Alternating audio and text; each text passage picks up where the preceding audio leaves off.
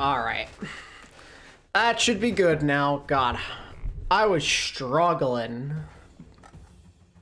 Overwatch Champion Series. I love the sound of that. ENCE against the wall and Team Peps. Alright. Very good. Looks like we're up and running. Quartz won't let them stand much longer, kneecapping 3 in that fight. The new kings of EU have been crowned. Toronto defiant in an I apologize for being slightly late. I wanted to be a couple of minutes early, chat, but things were kind of acting strange with my stream, but we're good now.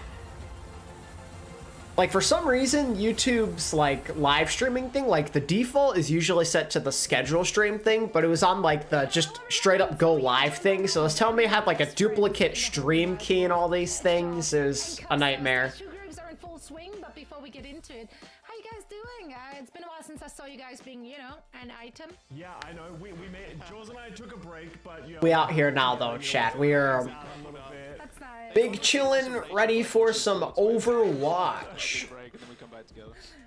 Yeah, sometimes you need that perspective. You need to miss someone. Yeah. you I'm know? gonna throw up That's why a I'm glad that little... people got some perspective the last Yeah, time. Custa's a guest Yes, caster today. because we are back. We're back with some great So games. go the Of EXO course, versus we're also SSG. back Who with lots. So make sure to wins? connect your Backland accounts to your Twitch account, YouTube account, wherever else you might be able to watch. I think that's only those two, but you know, that's it. That's it. That's all we got. But here are some sprays that you can get this time around.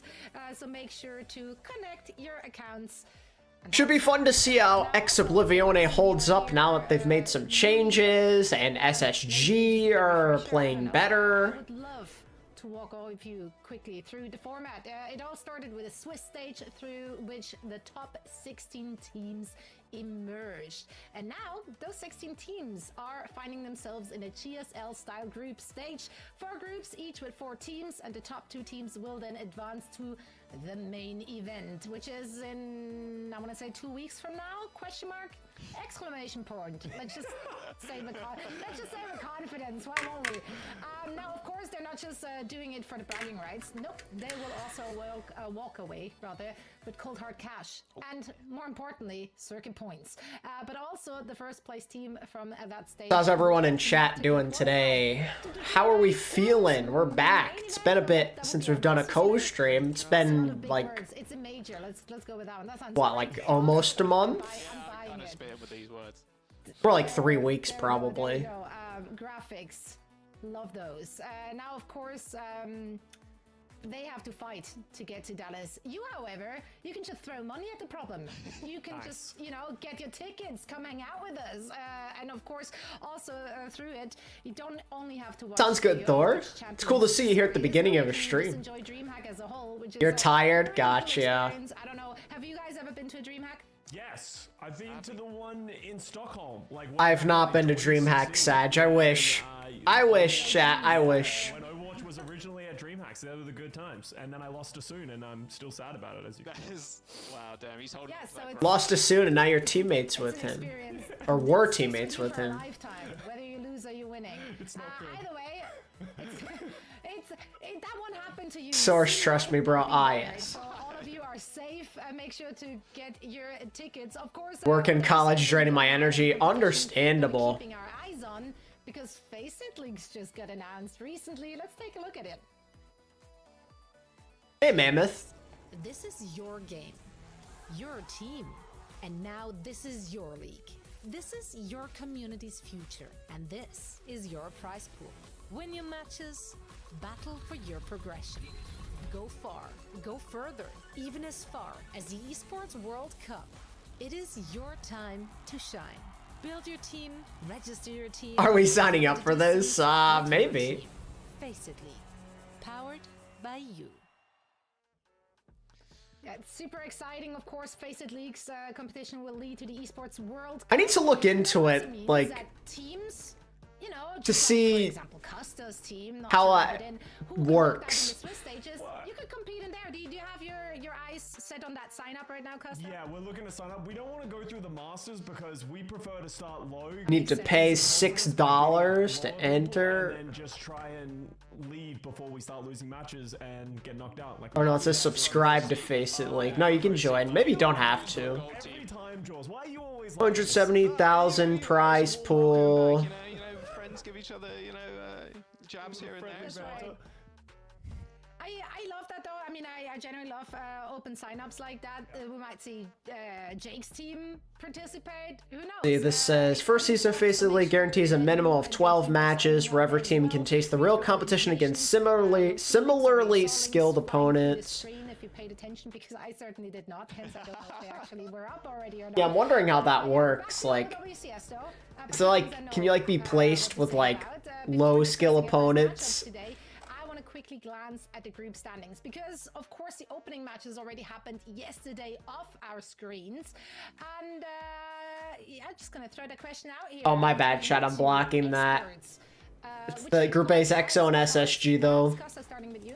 I'm gonna have to go with ENCE to start off with. Honestly, I'm just biased towards Kai and Kevster, just phenomenal players. We have Hitscan, Tracer meta, what can be better? And they also just have so much experience throughout it. They fell second in the last stage. They really want to get that #1 spot. They don't want to have to rely on points to be able to qualify for DreamHack Dallas. You get that #1 spot, you go there. And, this team definitely has the chops to... Custa's going with ENCE. He thinks they're the top dogs, which they very well could be.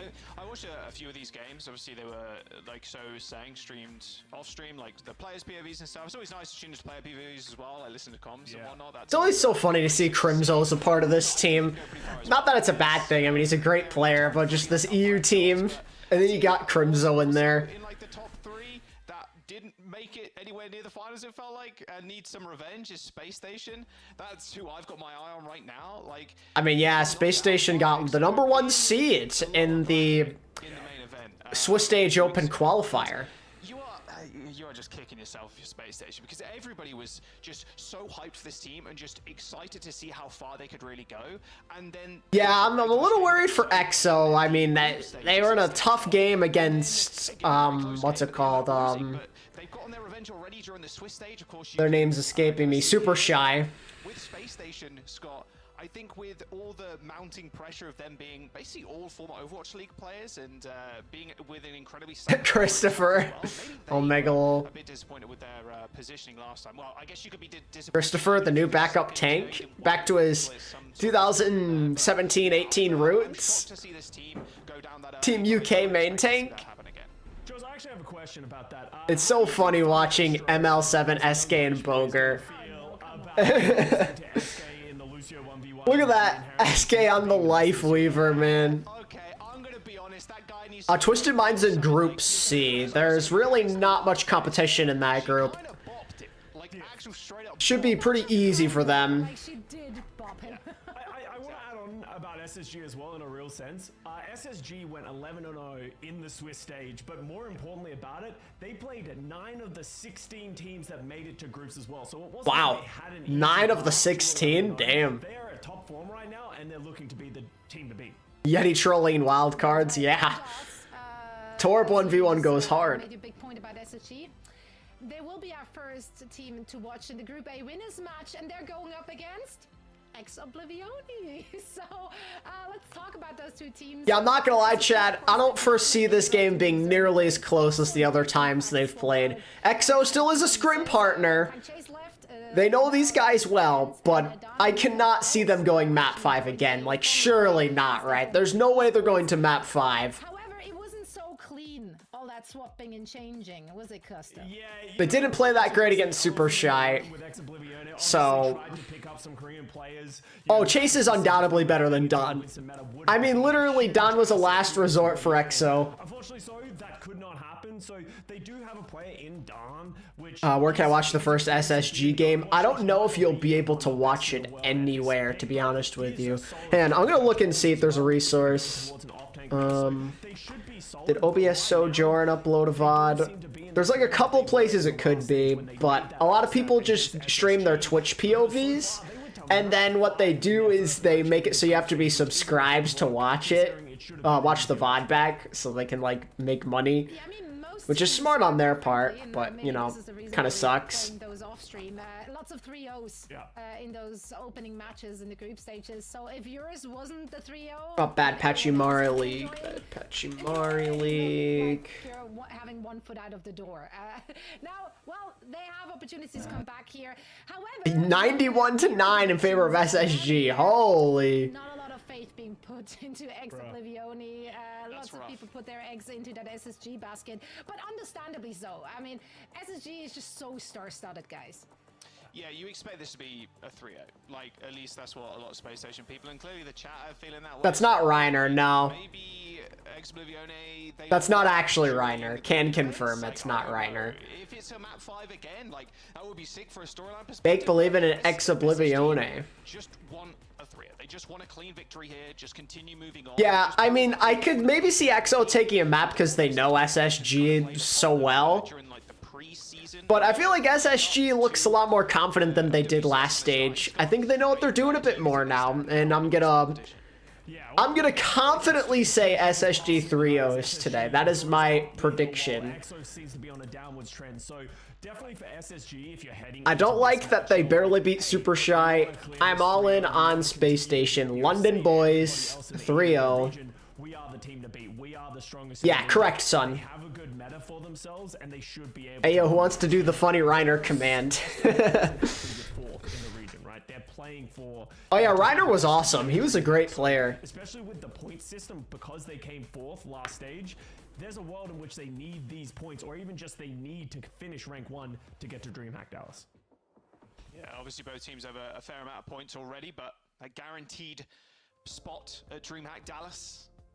It's on the line for It's so interesting that like I guess Samoa is like a really liked map by the pros. Like I'm not the biggest fan of the map personally, but I feel like it's picked for control a lot.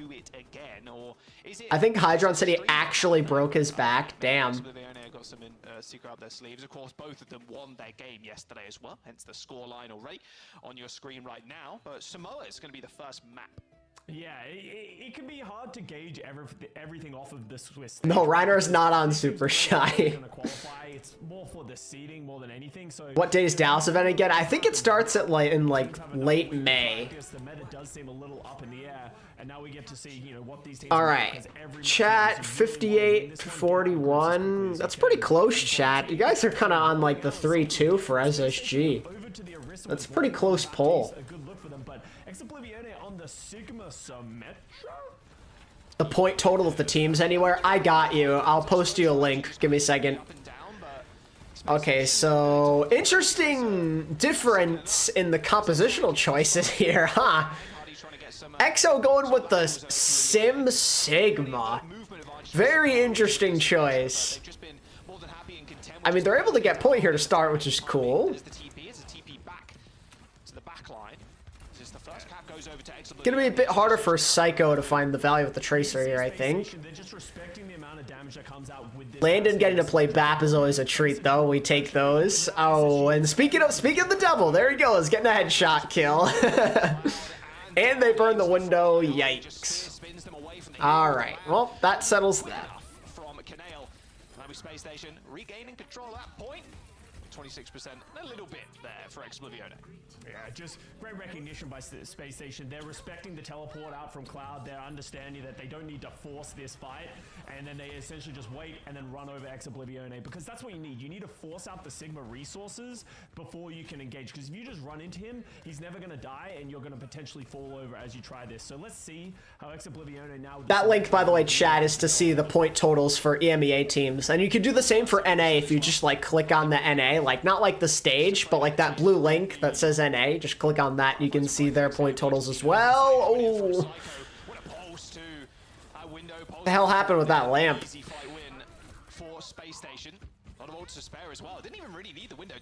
Is Landon the best flex support EMEA?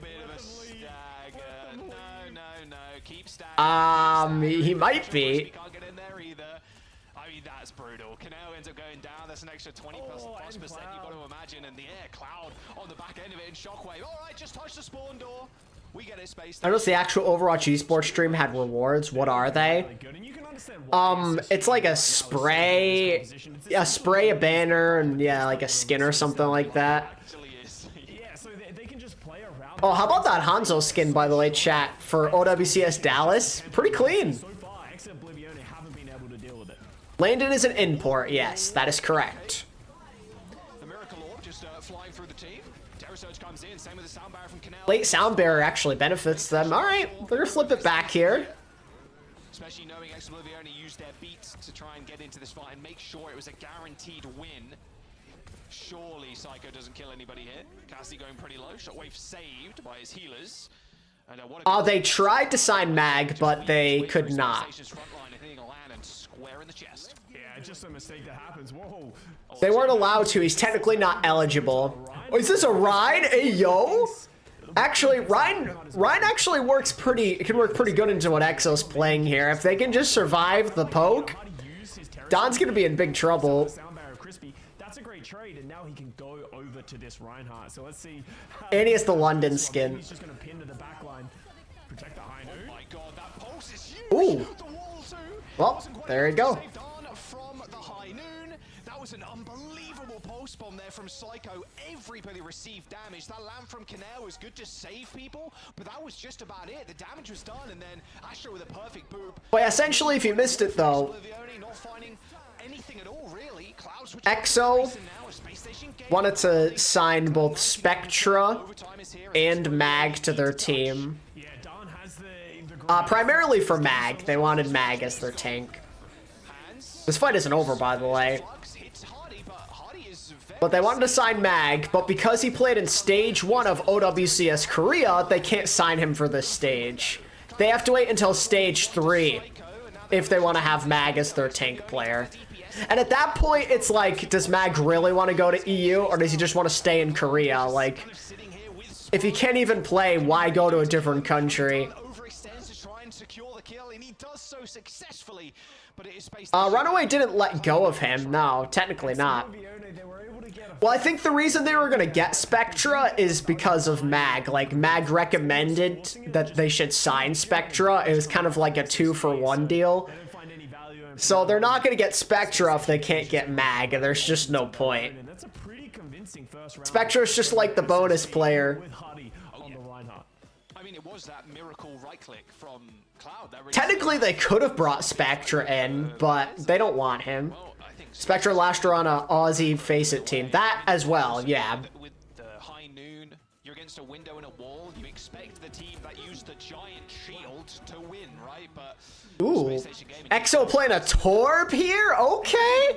Hotties on Sigma. Yo, we are all over the place. I was not expecting this. I thought we were going to see some Sleeper Orisa gameplay. And we out here playing Hottie on Sig, and we got a Torb on EXO. Can he perform at the highest level? And so far in this match, he has. Finally, Torbjorn. Oh my god, bro. They're pressuring them out big time.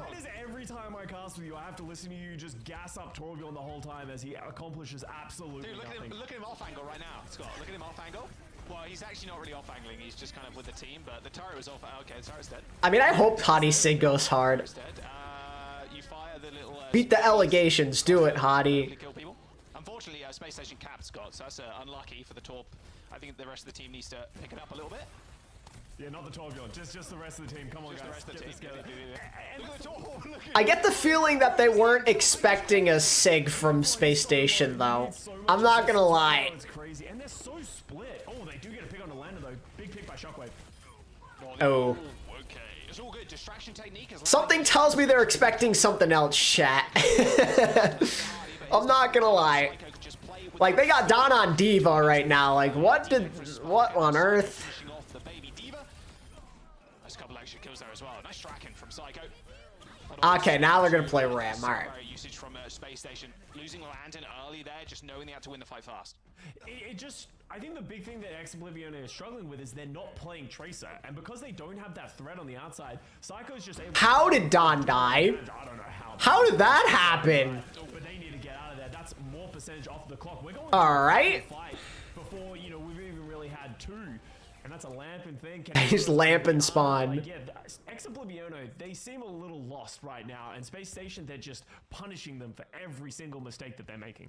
And they can punish them even more now as well, because they can play... Crispy, you need to have a fat ult here, my guy. Force ex-Oblivione into a situation where they need to touch, or they can play it slow, wait for 99. I think that's exactly what they're going to do. Molten Core available. Come on, do something with the Tor. Oh, honey. Dodging out of that one, though. Flux does land, however, Crispy lands a sound barrier. Bullying on a new level. I haven't used Lamp and Spawn, Omega lol. Battle did absolutely nothing. That Torb accomplished literally 0, chat. That was a round of all time. What on earth did I just watch? Dear Lord. That Psycho Pulse one was actually incredibly impactful in that round. That was terrible. Actually hit, did a ton of damage to the Torb and the Cassidy, forced out the Lamp. Psycho hitting another big Pulse Bomb, and right now SSG, they look very comfortable playing their own style. They played multiple tanks, but they have a great understanding of how they want to play around it. Yeah, they look super clean. This is what you kind of expect too, especially a team that went lossless in the Swiss stage. Like, you're feeling pretty good. They went 2-0 versus EXO in the Swiss stage 2. So just kind of a repeat, just kind of brush your hands off. We're kind of done with this one. We're going to Hybrid as our next map, Scott. Midtown. Anything we're going to see here? You're I seen the light. Hottie best Sigma in the world, my goat. Real. Hottie, I will say, especially after like the Overwatch League and after London Spitfire, which this roster pretty much is. Dude, gotta say though, Slimeball, Stalker Torb goes hard. Looking at a team that only I love watching him play Torb, man. it worked against a lot of teams because teams couldn't really practice against it because no one played the right. Like, I'm glad Falcons are adjusting and they're not just like, we're gonna run dive into you all the time. Like, they're doing their own thing now. And as it turns out, that can help you win games of Overwatch. You're not just like going head first into teams playing dive all the time. Play pretty much everything to an extremely high level now. The Sigma, he was a ball player originally, actually, funnily enough. Yeah, Chase got snagged, bro. I can't blame him. I mean, why would you not want to go play for ENCE? Did I see Lips post? I did. I feel bad for the guy. I hope he's okay. Lips' grandfather passed away, for those of you who don't know. Just the scrims that SSG has been showing and the matches that you've been able to see them play against, you know, even Toronto Defiant, they can play the dive at a very effective Holy crap, it's windy outside. Just this rush one-trick team like we knew them in the Jeez. past as Saw trees swaying like crazy out there. versatility, a lot of depth. If I suddenly disconnect chat, you know why. It's because a tree or something fell. That kind of seems like what we're seeing from ex-Oblivione. They're trying to do something that will make SSG uncomfortable, but so far it has not worked.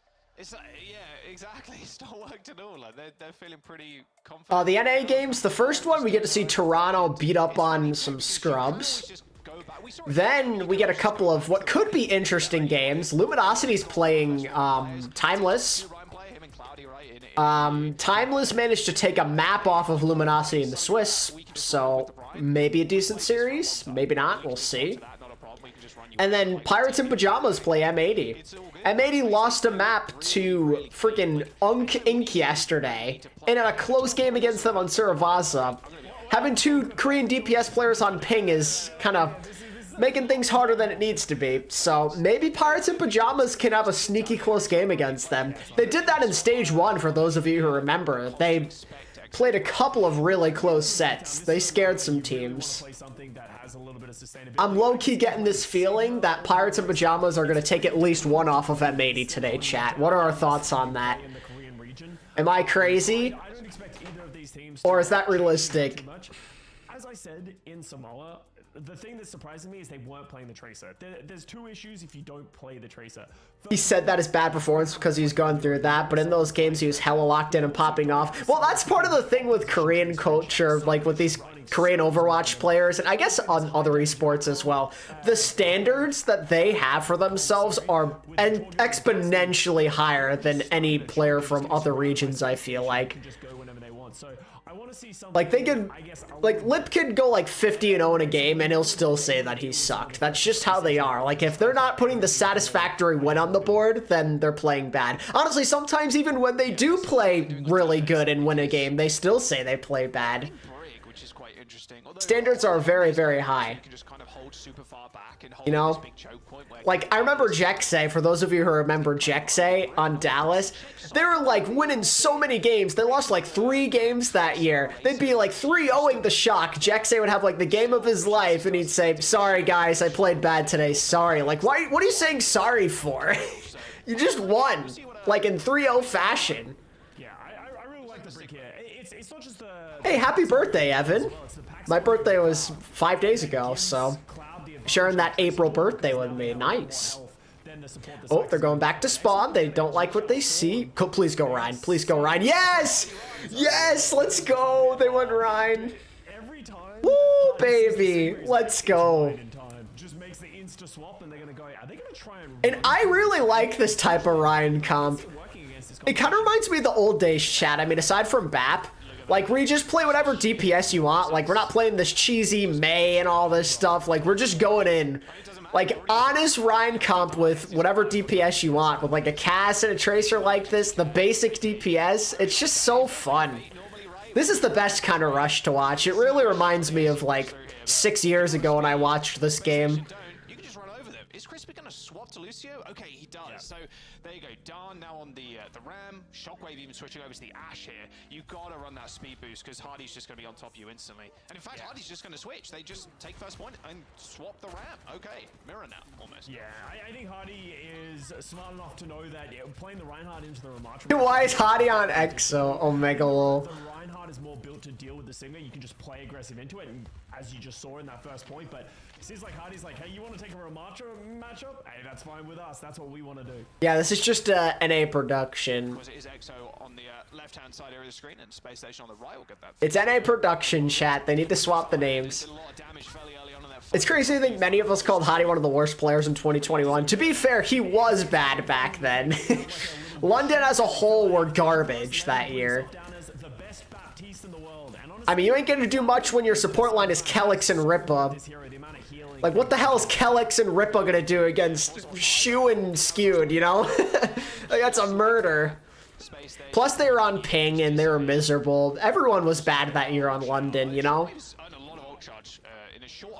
It was valid to criticize them back then. They actually sucked.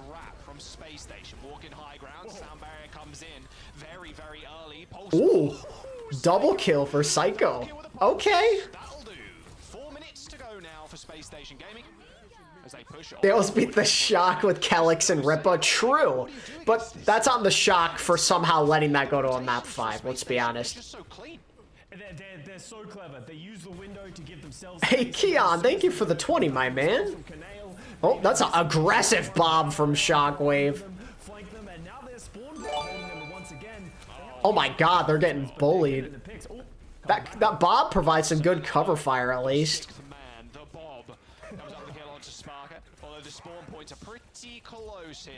Which of these Tracers players did you enjoy watching the most? Prophet, Kevster, Striker, Leaf, Proper, or Stalker? Holy.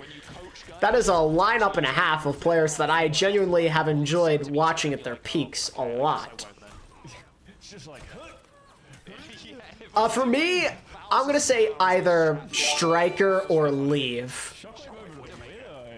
Prime Striker on Boston in like 2020 Shock was magnificent, and then leaving his MVP season, oh my lord, that was a special thing to watch, because that Chengdu team was literally nothing without him. It's not to say that I didn't enjoy watching any of the other guys. I mean, they all had their fun moments, but for me, probably Striker or Leave. Also, thank you for the 2 gifted, Keon. You're popping off, man. Thank you so much for the support. Happy birthday. Also, question of the day, which of these Tracer players did you enjoy watching the most? Prophet, Kevster, Striker, Lee? It's one hell of a lineup, though. I mean, you picked a lot of amazing Tracer players to watch. Okay, it's good killing to Landon. You just keep on up and you're alright. You're chilling. Sparker is just in there, bro.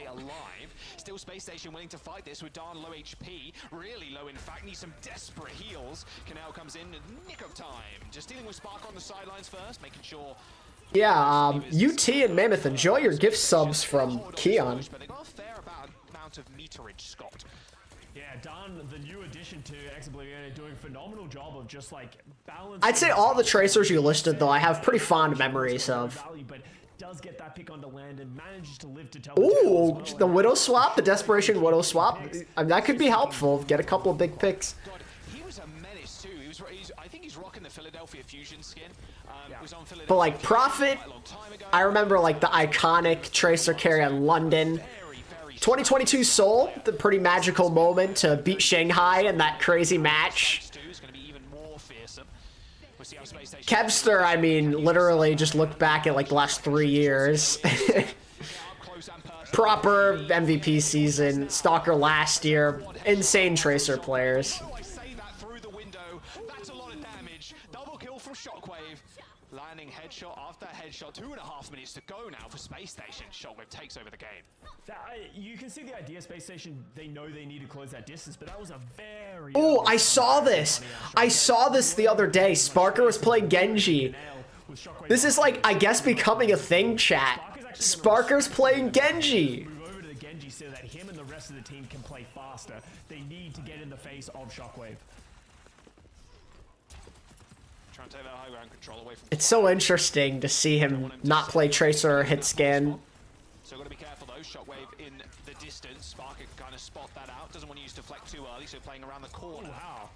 Don't know how that happened. Yeah, Cloud goes down. Pulse Bomb still in hand. Here comes the Annihilation. Supports in the backline under a momentum. Keep Don up. That's a good immo. Oh He's no. also pulled his own Annihilation, but the support nowhere to be found. Shockwave needs to come up with something large here as the frontliners are just falling. Oh, the immo. Oh wait, they're okay. They're chilling. Aggressive peek from Shockwave. Where's the pulse? There it is. Psycho just wrapping around Shockwave. 6 the pulse, but Canel is actually the hero for ENCE.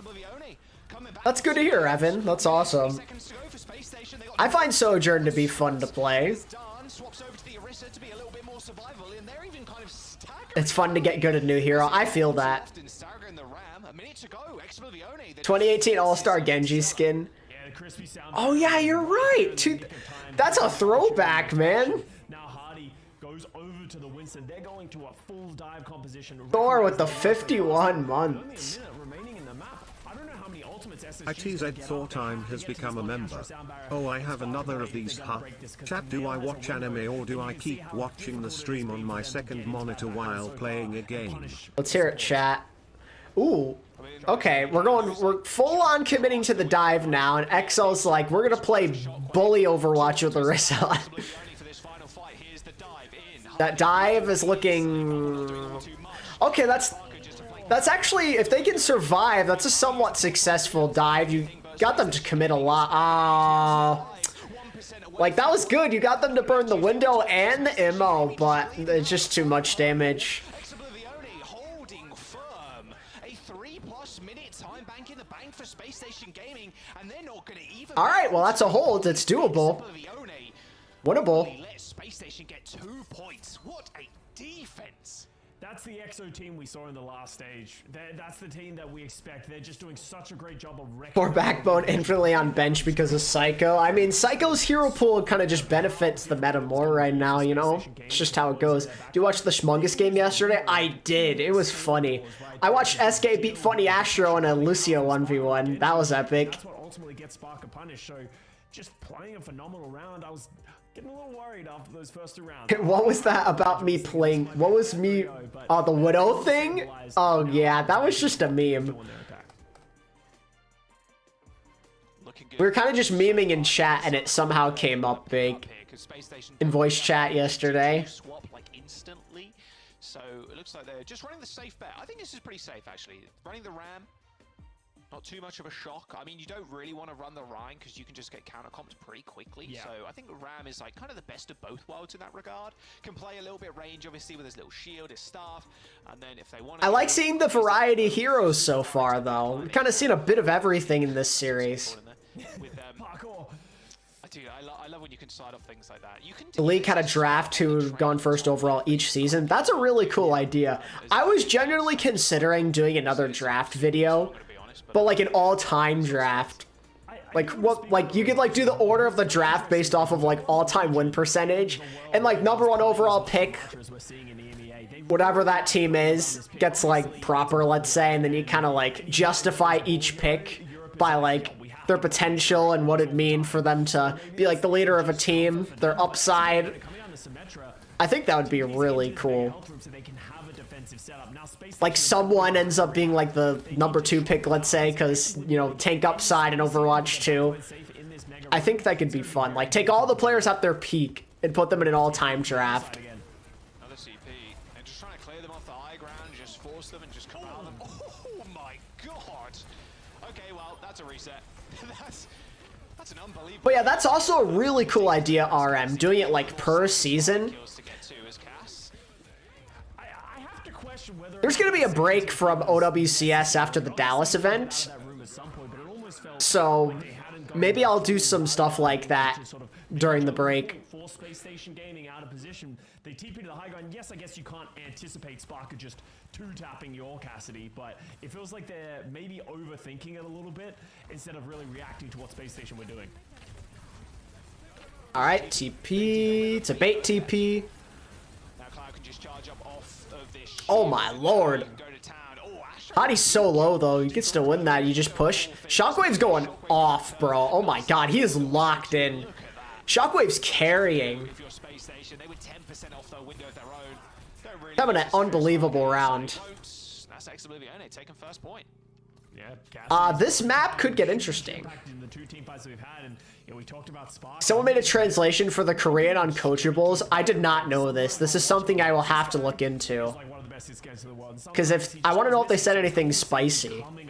Playing the Widowmaker, playing the Cassidy, because Oblivion need those types of picks if they're going to be able to go toe-to-toe with SSG. And now, Ultimate's coming up. Hardy wants to hold it incredibly close with the Annihilation. Got it, really. Tied around these pillars, which is really nice. And hide around the payload now as well, and that door's going to close in just a moment, and that's when Hardy really wants to go. I say in just a moment, because they're contesting it, the doors are still open. They need to wait for Oblivion here to move it just an inch forward. There you go. If they could... You know, that's okay, though. I mean, the spawn's right there. It's not too bad. Just give Space Station a bit of breathing room, if anything. Oh my god. That's so annoying. Yeah, and that's a great window from Landon, recognizing they're losing control at that point. Hardy's taking too much damage, just flips the tempo, and Oblivion just... To answer your question, Booming Bob, I believe that the #1 overall pick in an all-time draft would go to Washington. Because Florida had a really good Season 6, so I think that put them above Washington. So the Washington Justice in an all-time draft would have the #1 overall pick. Proper to Washington, or whoever they would pick in that scenario. Space Station beat is better. Sparker just runs through the team. That later Annihilation, later sound barrier there from Space Station just ended up working out. And this is a horrible place to be held as well, Scott.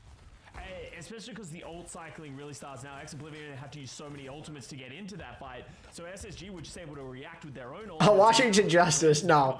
NFL draft, the #1 pick is the Chicago Bears. Last time with that ultimate, so soon to be Caleb Williams at #1. into this window, they have the Symmetra ultimate. I've been like honed in on NFL draft rumors. I'm reading about them all the time because I want to know what my Giants will do. Thinking about it. Bit scared to at the moment. Darn going super low. Another really early window here from Landon. They have the card. Almost call it Darn. They do end up stealing the payload. Oh, the team with the best win percentage of all time is the Shock. The entire team, it just kind of splits everybody. Lamb comes in. I believe even after their mediocre season, they're still #1. Right now for Oblivion score. They've not killed The draft's in like 2 weeks, the NFL draft.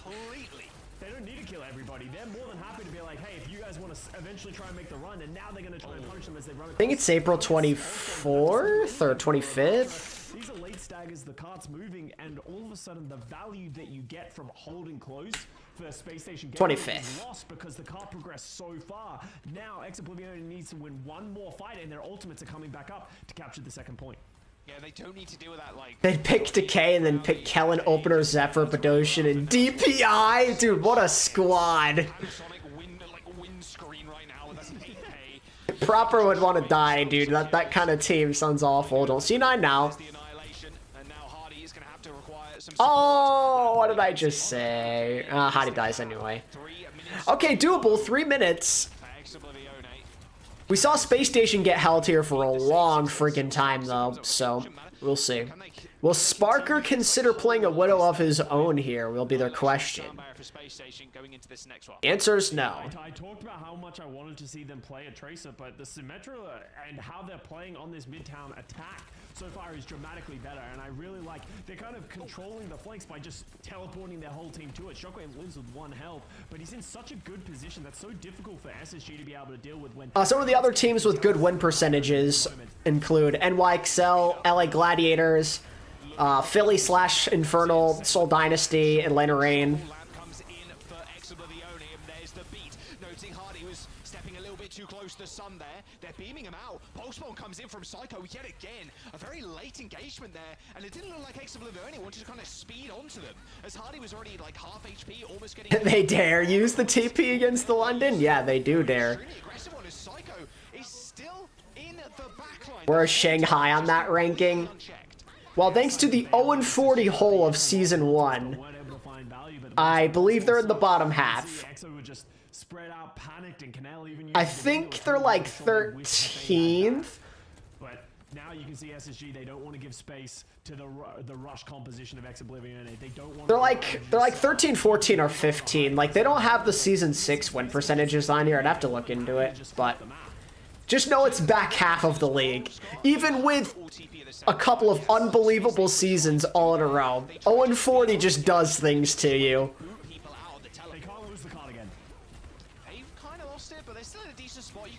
Like, if you take away the 0-40 season, they're so high up, man.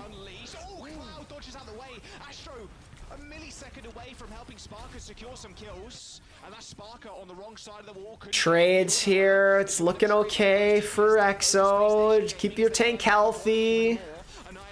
There you go. All right. They got a shot at this. It's going to come down to one last fight. In this final fight as well, Jack. It doesn't even need to go the whole fight. Yeah.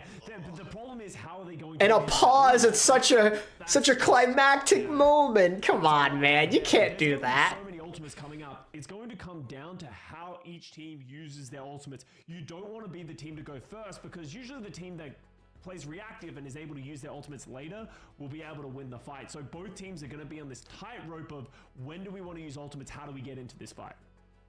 Yeah, you don't want to use the Annihilation for... Although, I guess the Annihilation is not too bad, especially if you're already, like, always ticking people, but... First overall pick would be Vegas. Otherwise, Astro or I don't believe in an all-time draft, but, I mean, if you're talking strictly after Season 6, yeah, they'd have the #1 overall pick. But a resource advantage is going to be a bloodbath. I mean, 45 seconds to go as well. There's not really a chance... Oh, yeah, it's funny you bring that up. Because of this last season, Shanghai are finally above Vegas in the win percentage column. Something I would like to see is I'd love to see Don play hyper aggressive. Yeah, right now I think at that pause frame he was a couple of teams, actually quite a few teams probably moved ahead of Vegas considering they didn't win a game. Shanghai, Dallas, Vancouver, maybe even Boston. So let's see if Don makes that adaptation, you know, when we get back into the game. I'm just hearing Psycho actually DC'd, so hopefully we can get him back in. Should I wear my Paris Eternal jersey for work today? Absolutely not. Yeah, in a minute, I guess, but there's a DC. I'm hoping he hasn't lost his ult charge there, depending on how the DC ended up going, but that does happen. Will. It does happen.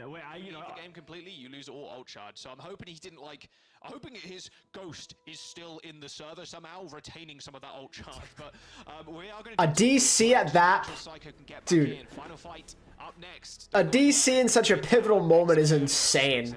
No way, dude.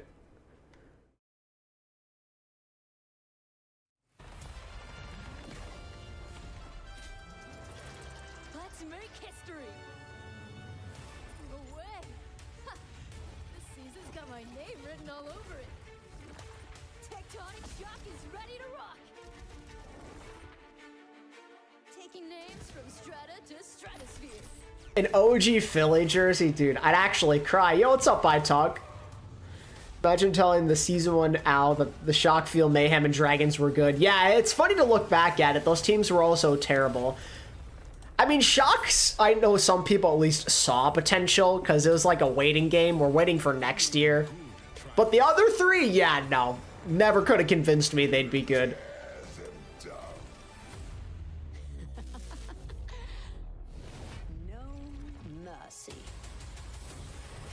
Yeah, Venture is really, really fun. Agreed. Who receives my aid? Good always has the last word.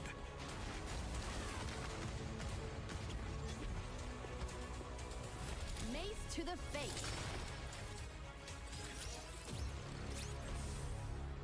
Evil can't hide from my sight. I can be nice. Hard work is rewarded.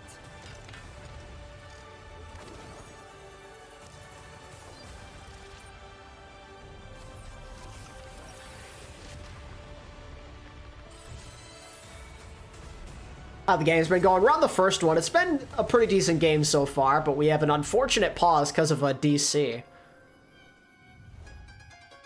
Ah yes, new game mode. A new game mode when our other newer game modes we got in Overwatch 2 still barely have any maps at all. Ah yes, but of course.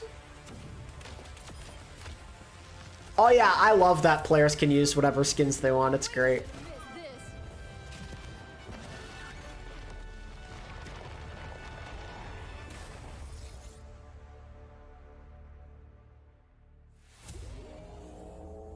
Oh wait, yeah, you're totally right, Vulcan. I forgot. Vegas technically do have the worst win percentage. So Proper, if we did an all-time draft, Proper would go to Vegas, not freaking Washington. Oh my god. Proper would have to play for Avala. Oh, poor guy.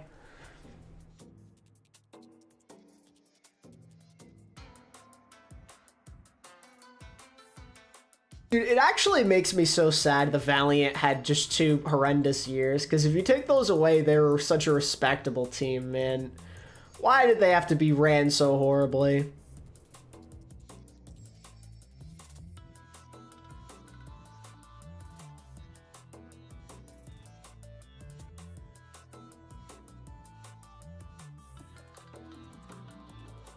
I think what's worth noting, though, I'm looking at, like, the Overwatch League stats I used in that video a while back, is I think this also does include like playoff games and stuff, so like excluding that, like just regular season win percentage, I'd be curious to see how it shapes up.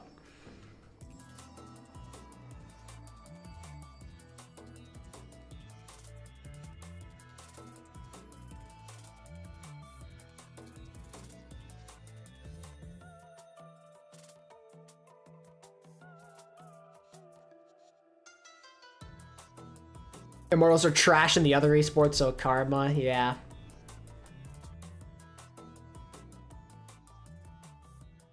No, but how I like to see it is like, Proper wouldn't go to like the Vegas that we know. This is your game. It'd be like, we're starting a team fresh. You have no players on your team. It's like an expansion draft, and this is gonna be the guy you build your franchise around. That's kind of how I envision it. Go far, go further, even as far as the Esports World Cup. It is your time to I do shine. remember that, Build your Keon. team, register your team, go the distance with your team. Face it, League. Powered by you. Welcome back. Don't worry. Psycho's getting back in the game. Apparently his whole internet DC'd, which... Psycho just, his internet died at the worst possible moment. Love it. Speaking about it, and these situations do happen, obviously. And Scott, this happened to you as well, I believe. And Yeah. when you DC, you do lose that ult charge, but Psycho being on Tracer is like not too bad. You'd obviously want the pulse bomb, but like Tracer's pretty quick to build one up, so... It's actually funny how balanced the league is. For the team, and it, you know, we just kind of get back, I think it's back There's like 10 teams that were below a 50% win percentage and 10 that were above. Anyway, that's what I have to do. Like, so well balanced. Assume that happened Okay, to Psycho. it's not me dunking on him this time. Okay, I just Well, want to... I'm just being honest. I love you, Jay, but you know the pulse bombs just don't land sometimes. But yeah, Psycho, you can see loses the pulse bomb. As I said, Yeah, but if you include like playoff and tournament games, technically Shanghai is top 10 in win percentage. defensively instead. really early window. Both windows. It's crazy how one season prevents them from being like literally in the top 2 or 3 though. Kind of ridiculous. Pretty early and Funny Astro pooping him away, and there's the sound barrier. Crispy just got his online, hits his as well. 5-man sound barrier, both at roughly the same time, but the focus fire into Hardy is just super. Oh, zoning ult. Can this be good from Shockwave? He gets one. Landon gets a big kill. Keep him up. Keep your carry up. Let him hit the shots. Oh. That's tough. Close. Psycho and Hardy just take it into their own hands. 2 lane events. After what was quite a frustrating pause for them, end up defending on that last point and taking the series to a match point. Hardy being able to live with a sliver of health in that annihilation. That was the swing that they needed to be able to just live long enough. Oh yeah, I saw it happen to Moist Critical's Apex team. That freaking sucks, man. I listened to him rage. Psycho disconnected. Silver Linings, that was a much closer map. They look a lot more competitive when they're playing these brawl versus brawl. Like, that's gotta be awful. You provide all the evidence you need and they still just completely deny your visas for your team. Close to Hardy, obviously taking the ticket damage from annihilation, and it's Oh, absolutely, Keon. No question. can just finish off the ram, because if they kill the Tactical pause moment. Real. It's a very different story, very much a gamble, but a gamble you have to take if you're in that situation, it being overtime. A 2-0 for Space Station right now, Scott. Almost a repeat from Swiss stage, but like you said, a lot more competitive now from EXO going on to mid. Yeah, the map was at least a lot better from EXO. Their first map was horrendous. Talking about EMEA, it feels like there's a lot of competition at the top end, and depending on the meta and at least the form as well of these teams. Yo, Nitobi. Back and forth, and EXO have been struggling for form ever since they lost Chase. Their tank from last stage, and they haven't been able to find their footing, but feeling a lot better and playing around that Symmetra was a much better look. Okay, I just freaked out there a second, but I think that pulse bomb, because it triggered something on my brain. I was like, that's a really weird timing for pulse bomb to come up in the kill feed. I believe Psycho stuck somebody and they died to the stick damage. It does 5 damage? 2 years? My god, Bake. That's tough. Pulse bomb exploded on the floor. In my head in that moment, I was like, that's a really weird, because normally when you see pulse bomb kills, right, it's just like, boom, there you go. Like, if it's a double, it comes up at the same time, but I'm pretty sure he killed someone with the stick damage there. And then the pulse bomb landed on the ground and then killed someone else, which is... The best tank so far in OWCS. So that's pretty cool. I'd probably lean towards a Korean player, like no duh. There's been a couple guys that have been pretty impressive, I'd say. I think Bernard has been really, really good. I've also been a big fan of Junbin, especially when he's playing like Doom or Winston. And I think he gotta probably throw in like Hanbin as well, right? Someone, yeah, someone's been good, but he also hasn't been challenged. He's been playing in NA, like, it's so hard, man. It's so hard for me to judge. Like, someone's probably still a top tank regardless, though. He's just so flexible. And no list is complete without him in, like, a top conversation. We move over to Esperanza, and now all of a sudden I'm curious to see what ExBolivione is going to play, because you really want to play a Tracer on this map. It's just so big. Or do they want to just stick with the Symmetra? It worked really well for them on Midtown, but without... It's a lot harder to get Sim to work here. Just as a game mode, is the Symmetra going to work in the same way? I would say no, but so far they've been leaning on the Symmetra very heavily. I mean, Space Station, like in their team historically, they've made Sim work on this map before. And that was with the Ryan comp. Some of their best games that they've had. Oh yeah, Bernard's been crazy. Donghack has been looking good to the point Tomathan is the apology form ready. Yeah, he has been very impressive. Donghack on Dive Heroes and even Ryan, he's looked really, really good. And I kind of had this feeling he was going to play better. I said we just need to give him another chance, and he has less pressure on him now. He's playing with teammates who aren't going to bully him, essentially. You know, they're all younger like him, so they respect him. And we've seen him play a lot less pressure-free as a result. Oh yeah, no, Donghack is far from perfect. But he certainly looks more confident as a player. Oh yeah, Yeti's really awesome. They did a very good job. They got top 4. what else could you really ask for? They made it. And they pushed a couple of really good teams. And they beat a good one as well, right? Like, come on. Honestly, it has such high swing, so if you have confidence in your Sojourn player, then you can just play it. But for the most part, SSG... Bernard on Roadhog, Omega Lol. And just play as that Deathball unit and deal with the flankers. Also really annoying for the Lucio player, the BAP as well. Like the Hinder does, it's like... Oh, gotcha, Vake. You can kind of land it on good targets. Sneaky OP, yeah, hidden tech. I'm horrified of the process of someday bringing my girl over to America. I've heard horror stories, but my brother's also going through it right now with his fiance, and it's been going pretty good. So I have hope, at least. But knowing me, because I have that hope, it's going to be squashed like a bug now. I'm more of a Hanzo player because I like to play the lottery when I play DPS and just hope. And then if I miss, I'm like, hey man, just not my day. You know? Yeah, Keon, pretty crazy. I mean, bro, Gator said he found poor Dunghat crying sometimes after practice. Like, that's brutal, man. And they got Lucio, so the movement seemed quicker. Yeah, I don't think we're seeing Hanzo, sadly. Right, map number 3 on your screens in just a moment. We are going to jump to a quick break. Apologies for this, but we'll just make break? Ready, oh, come on, man. Brother. What are we doing? Esperanza up next.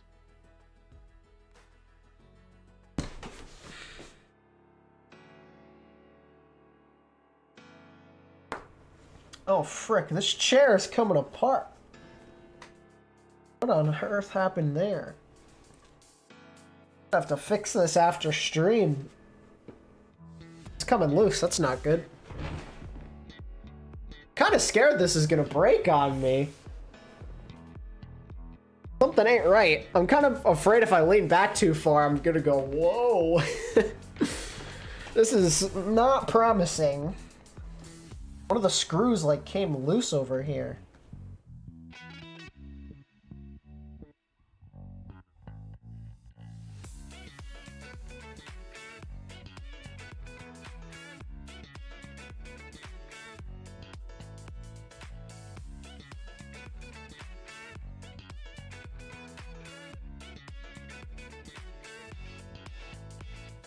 Those gaming chairs never lasted for me. I mean, I've had this one for about a year and like it's been good so far. I think it's just a matter of screwing it back in, to be honest. It should be fine.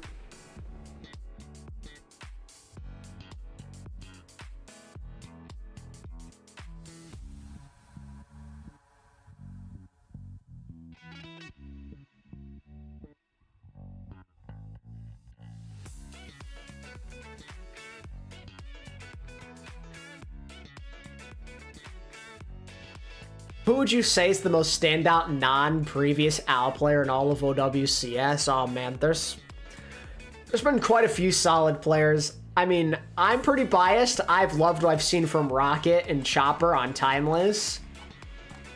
I think they've both been balling out.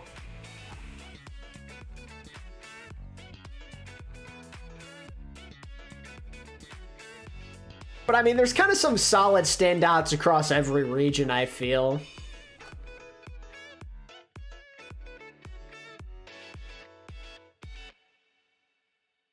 Vega's a good shout, yeah.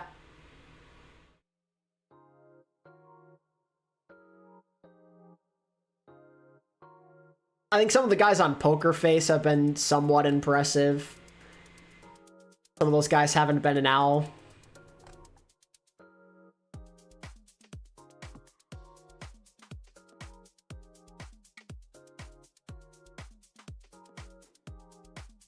Proud, yeah.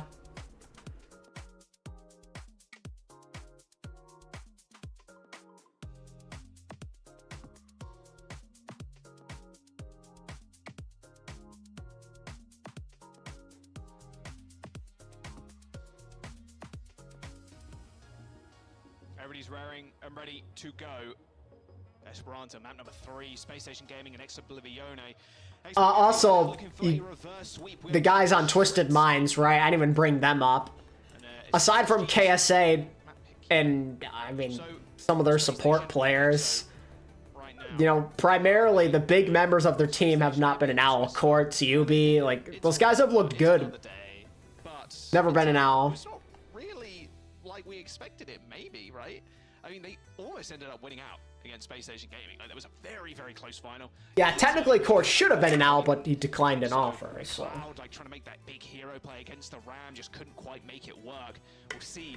Keon, I don't know, man. I don't know. I still don't understand to this day. He literally is the editor for Rack Attack, who is the Life Weaver god himself. Clearly, he still has some learning to do. Guys, here's what we're gonna do. Yeah, they're in proximity chat. They're just chat. We're gonna win. Everybody, hands in.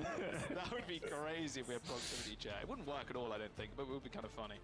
So we are going to see a switch up here from EXO. They're going over to the Winston dive. What is wrong with Custa's audio? Just because you want to be able to play the flanks, you want to be able to dive. But now, if you're Landon, you're the target. You need to be careful about getting jumped on. You need to put as much pressure on Dan as you can and keep Landon alive. All right, so Done sometimes, but I was kind of hoping to see Space Station play dive as well here, but oh well. you can just get blown up so quickly, regardless of like the bubble. That hindered aid is really the biggest tool. Jeez, man. All right, don't let him play the game. Why don't you? It's not happening. Sparker with a 3-tap onto Crispy, To say they've been whining about for months. and I think that might just be it. And now Space Station can do what their comp loves to do, is just hold one position. Custa got put in a hole. Yeah, he's like casting from a well. Sick and hit scan. Honestly, every time I watch him play like any of these heroes, I think Cassidy is definitely one of his more. Like, what's going on, man? How many times throughout this series have we just seen it's like, oh, Sparker killed someone. I guess that's the team fight over, and now all of a sudden, EXO. Sounds like he's in his bathroom. They're the ones who have to step up into the defensive position of SSG, and now Landon can just heal back here. They don't have to do anything and just wait for Sparker to find another pick. Yeah, that's it. Okay, Sparker, find a Okay, they're playing very conservatively. We're going to play high ground. We're going to wait for someone on your team to die again, because Sparker is going to hit headshots, and there's nothing you can do about it. Alright, there's the small dive. Really early rush as well. Nice, Vic, nice. Space Station Gaming well out of the range of that rush now. Gone going super low. So that's Custom married man. to save his bacon. Crispy also going super low, and you've got to be careful of Space Station swinging around these like wide corners, because as soon as Sparker kind of sets up, and you can see how much damage he's already done, already got a high noon. There's the window. There's no way Dan survives that. Yeah, that dive not working out too well for them, and even a overclock invested. Yeah, these dives are not it right now. Not finding anything. They're getting absolutely nothing done. Right now for fans. Yeah, they pop the overclock, but the rest of SSG just disengages and punishes Dan for just being a little bit too greedy with his dive, and just a very slow, methodical play here. That's toxic, Byron.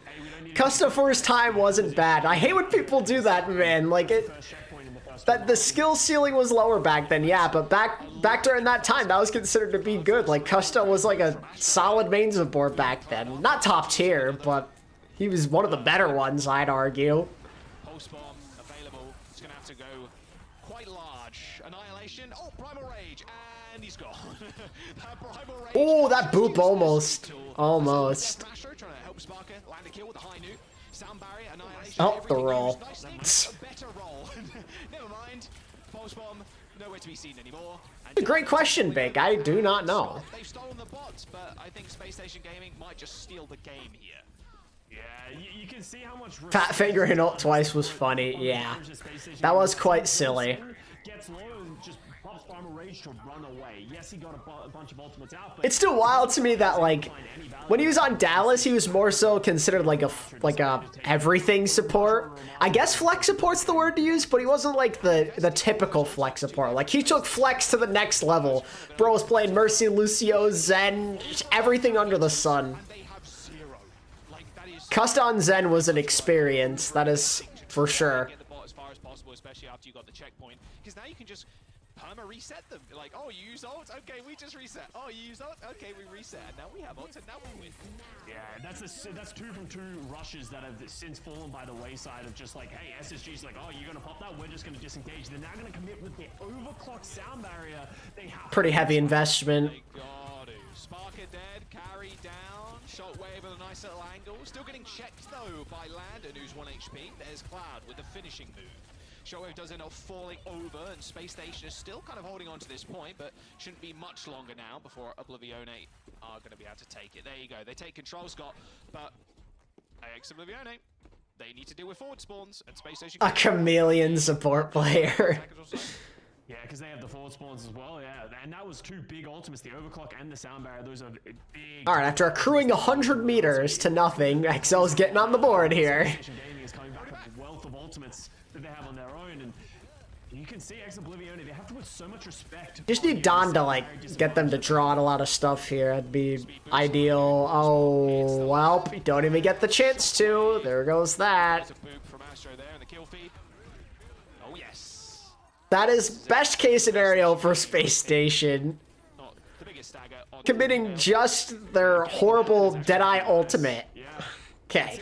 I think Landon should still get the forward spawns. No, he didn't get the forward spawn as well, so they have to go all the way back. Oh, that's tough. A really big swing and kill. That is huge for EXO. They just got to give this up. They're not going to be able to get meterage. You can see they're just like, they're off the bot at this point. They're just like, we need to wait for our Baptiste to get back before we can take this fight. So, big individual play by Canal, potentially giving them some silver lining. The only issue is, like, team fight, but EXO can't really push into that either. They have to contest high ground. Oh! Sparker's... Oh, okay, that's good for EXO. That was good.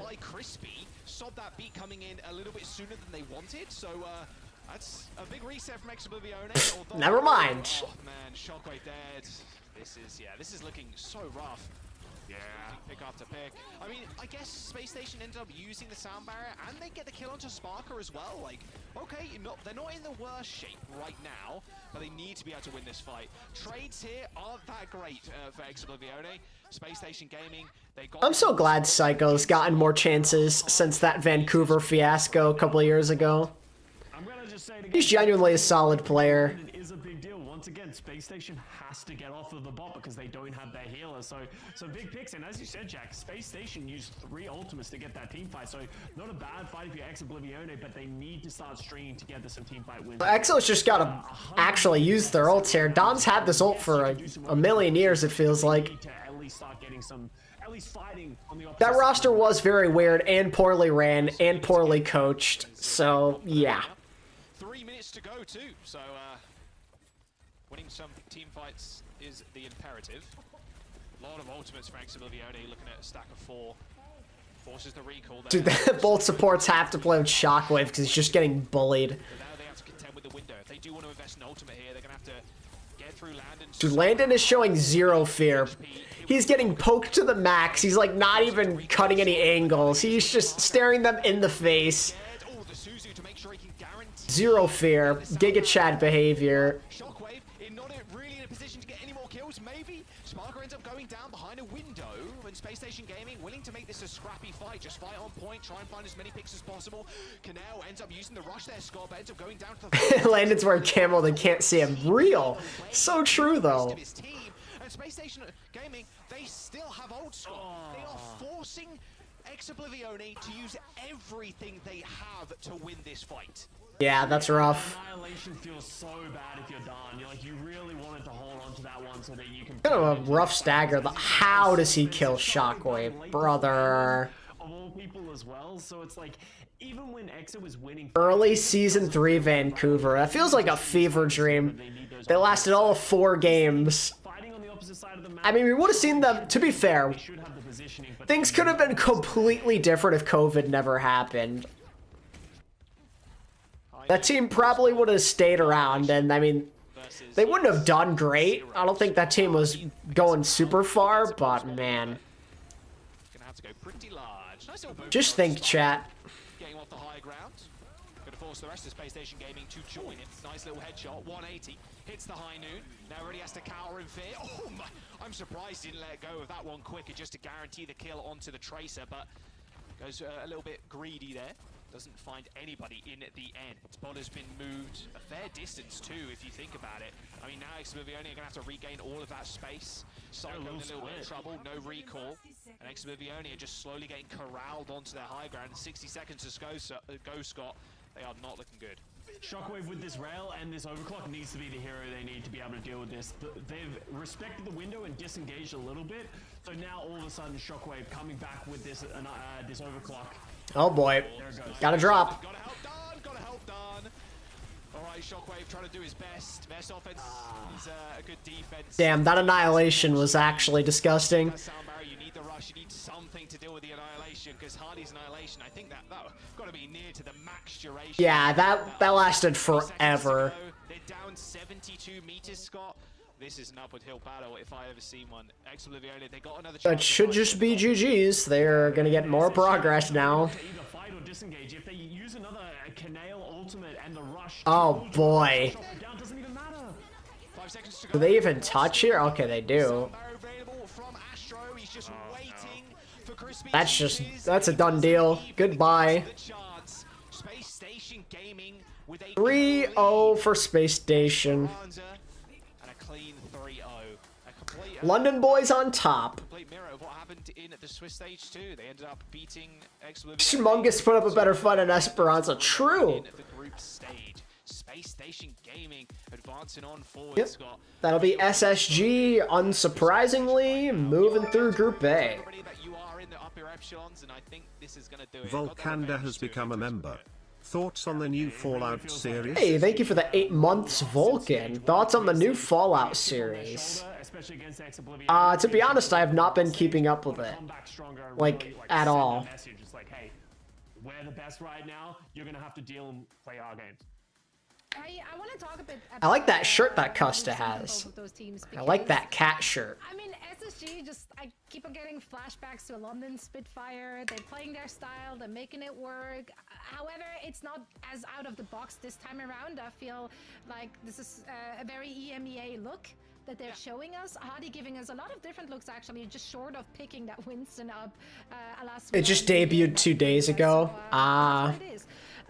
It's not terrible, which is a new bar for good. On the other side, EXO not nearly as comfortable on the compositions they were running. Yeah, it felt like they've really Humongous played yesterday. They played London yesterday. and that's usually They'll be playing Super Shy tomorrow. taking that matchup head to head. So you're In all likelihood, they'll just get 3-0 destroyed again, but one can hope. to some degree, but eventually It'll be silly to watch SK hopefully do like Lucio 1v1s in an official broadcast. I'm praying. but not enough to deal with SSG. Yeah, it's definitely worth keeping in mind. Got a fave soccer team? I do not. I don't keep up with soccer at all. April 5th, It's not my cup of tea. End up joining the team. Obviously, we didn't see Twells here. Yo, I'm Sky. Relatively new compared to Chase, who ended up leaving for ENCE, of course. So Gaming adaptations do not have a good track record. Real and true. Space Station Gaming, we've been together for a long time. At least the core of the team has been together longer than the OWCS has been around, right? So it's worth kind of keeping that. What about hockey? Also, not a huge fan of hockey. I do enjoy watching every once in a while. Some playoff hockey can go pretty hard. Hyper dominant, and they can play their own thing. But like you said, Zoe, too. Technically, I like the literal worst team in hockey, the San Jose Sharks, but I don't really take it seriously. It's kind of just for memes. Like, back in the day, It's kind of like that Scooby-Doo meme. I'm like, I'm gonna be a Sharks fan because Sharks are cool. Like, that's a cool branding. Because I didn't, like, we're New York sports oriented in my family, but Rangers and Islanders just sound boring to me. I don't know. It's just for memes. Don't really care that much about hockey. I mean, that Tracer was definitely a difference maker. I'm primarily a basketball and American football guy. Those are my sports. Rangers are the best team right now. Yeah, they're good. On the other side, really hurt them, especially on Samoa. Yeah, it very much felt like that. And a lot of the time, and what me and Scott called out in this map specifically, was that Psycho was just kind of getting ignored. I'll watch him play off hockey, though, when it comes on. It's pretty entertaining. Like, we actually can't deal with the Tracer right now, so we're hoping we can just win the fight. We're just praying that Psycho doesn't just delete everybody, and then he just kind of did. Like, you need a Tracer in this meta, and you just need a Tracer in general. Like, the hero is just insane, and will be for a long time. I'm all in on basketball right now, though. My Knicks are the best they have been in over a decade, so it's exciting. It's really nice to see him on the Tracer just getting ignored too, because there's one thing to get ignored. They probably are not going to a finals, but he's just putting in so much work, and I think they will put up a good fight in the playoffs. like, you need the caster, you need something to deal with him, otherwise he's just going to take over the game. And it was just map after map after map. It was just Psycho highlight reels. It really was. Who is winning the NBA Finals? My money would be on the Nuggets or Celtics, probably. I mean, knowing the Celtics, they'll choke again, as they always seem to. They're like the best team overall. Like, there's no reason they shouldn't win, but they'll find a way to lose, I bet. Hopefully, Christopher. Christopher, oh.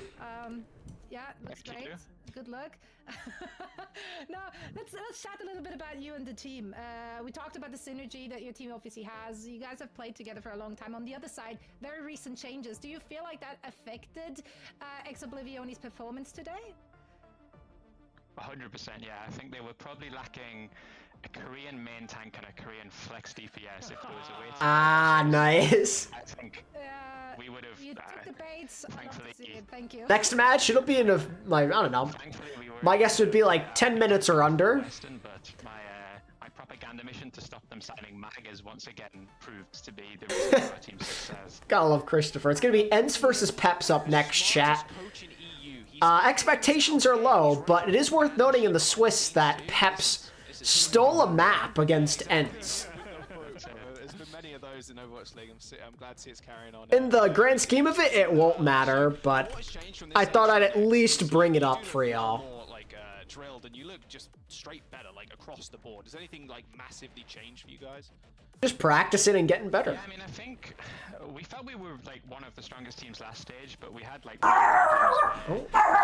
Hold up, chat.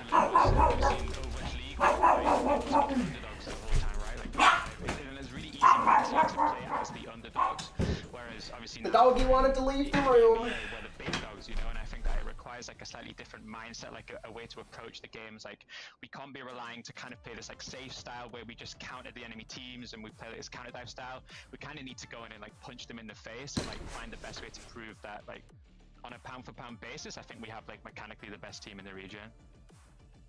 Yeah, absolutely. And I had a question to you about like the meta, because obviously, you know, the meme is that you guys... You think teams will prep to deal with the Ryan comp against SSG? I feel like it's something they only break out sometimes though, so it's like really hard to prepare for something like that. It's just actually a better composition right now. I think it's really map dependent. Like we have a lot of maps where we play dive, like we haven't given up on it. I don't know if that's a Piplup on his bed. It just looks like a bunch of penguins. He didn't have a Korean main tank, so it's probably impossible to win on dive. Dude, Christopher is absolutely memeing on ENCE right now. He was roasting them on Twitter too. Like he is just going in on them. You ain't got your Korean main tank, so how could you possibly beat us? God, I love it. The most dominant brothers in Overwatch history.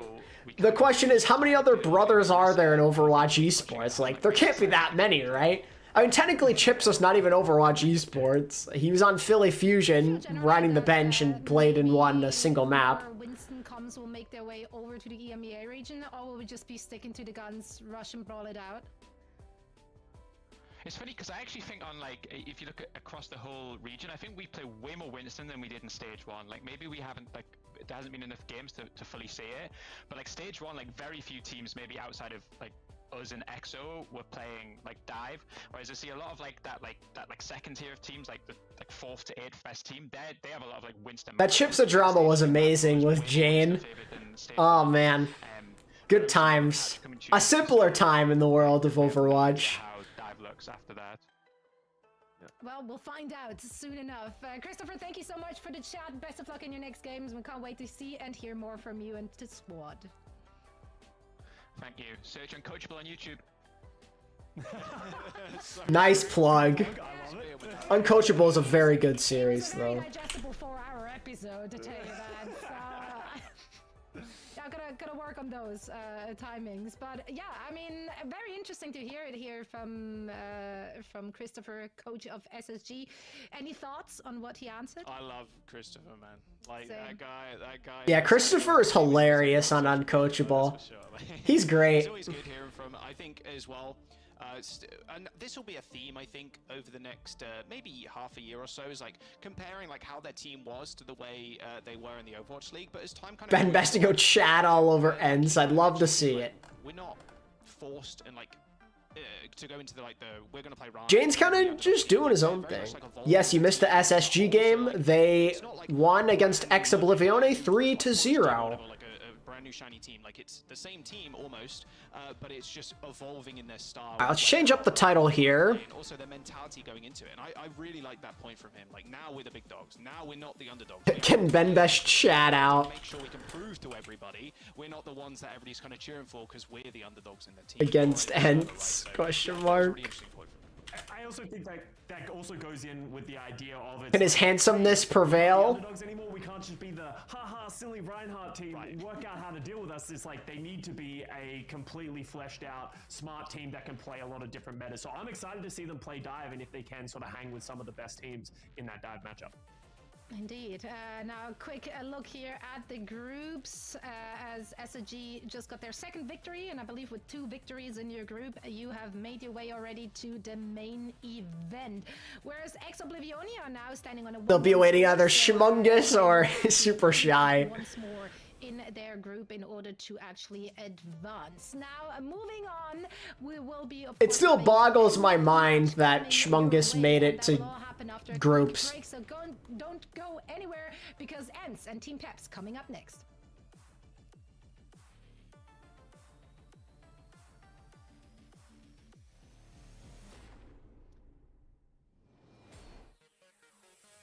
Who's on Super Shy? They got a pretty solid team. It's not anything to write home about, but this is like the same core that took a map off of Twisted Minds in the Swiss during Stage 1. They have Will, who was pretty decent on Sheer Cold last stage. They have Pac, pretty solid French DPS, was in World Cup. Just generally a lot of, like, good but not amazing EU players.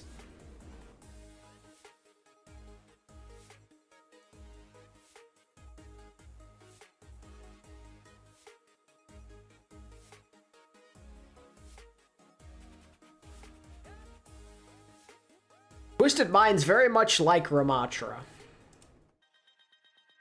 They are a Ram team. Although they do like Sig, I mean, I'd say. But a lot of Ram from those guys.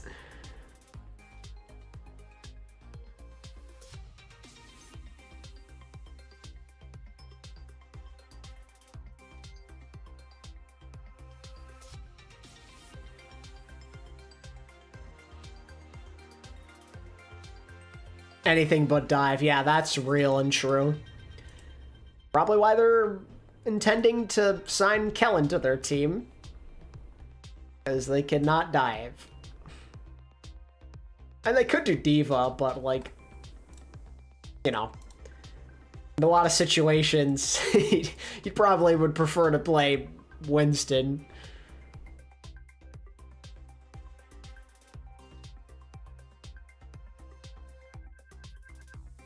First game of NA is a Toronto game. They're playing some scrub team. To be honest with you, I'm probably not going to watch it. What's probably going to happen, chat, is I'm going to watch this next game. And then when Twisted Minds come on, I'm probably going to turn off stream for a little while. And then, in all likelihood, come back for, like, Timeless and Luminosity.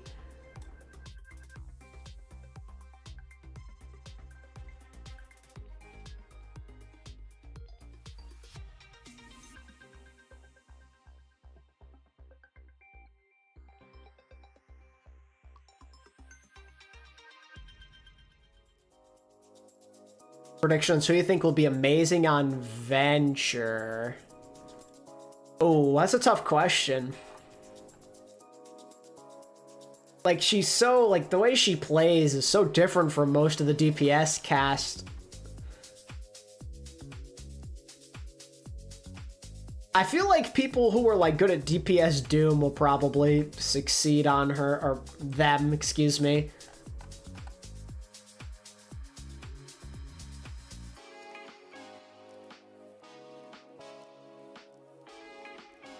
Pelican? Yeah, that's a good shout. Pelican could be good. Watch Shmungus win the major. Real. Did you hear that Kelix retired? I did not know he retired. I saw they signed Admiral, but I was not aware that they retired, or that he retired. It's like I swear it's like the third time this guy has retired. Or second, technically, but man. What an interesting career for Kelix. Riding on the coattails of all of these solid teams throughout the years to victory. He has so many first places. He will be back, yeah. Probably. Yeah, the people who are good at the movement heroes will find success on Venture, surely. The who are you of support, except instead of being on the bench, he played. But he was very obviously always like the worst player on his team. Which I just think is hilarious. And then every time he went to OWL, he did nothing. Kind of blows my mind he got 3 chances in OWL. And then even through all of that, he still found his way into all these top EU teams throughout the years. I mean, bro played on British Hurricane, which at the time was the dynasty of European contenders. And then he found his way to Twisted Minds after, the next, like, real dynasty of EU. How does bro do it? How does bro sneak onto these teams? Heroes, this is your game, your team, and now this is your league. This is your community's future, and this is your prize pool. Win your matches. Why did he retire? I don't know.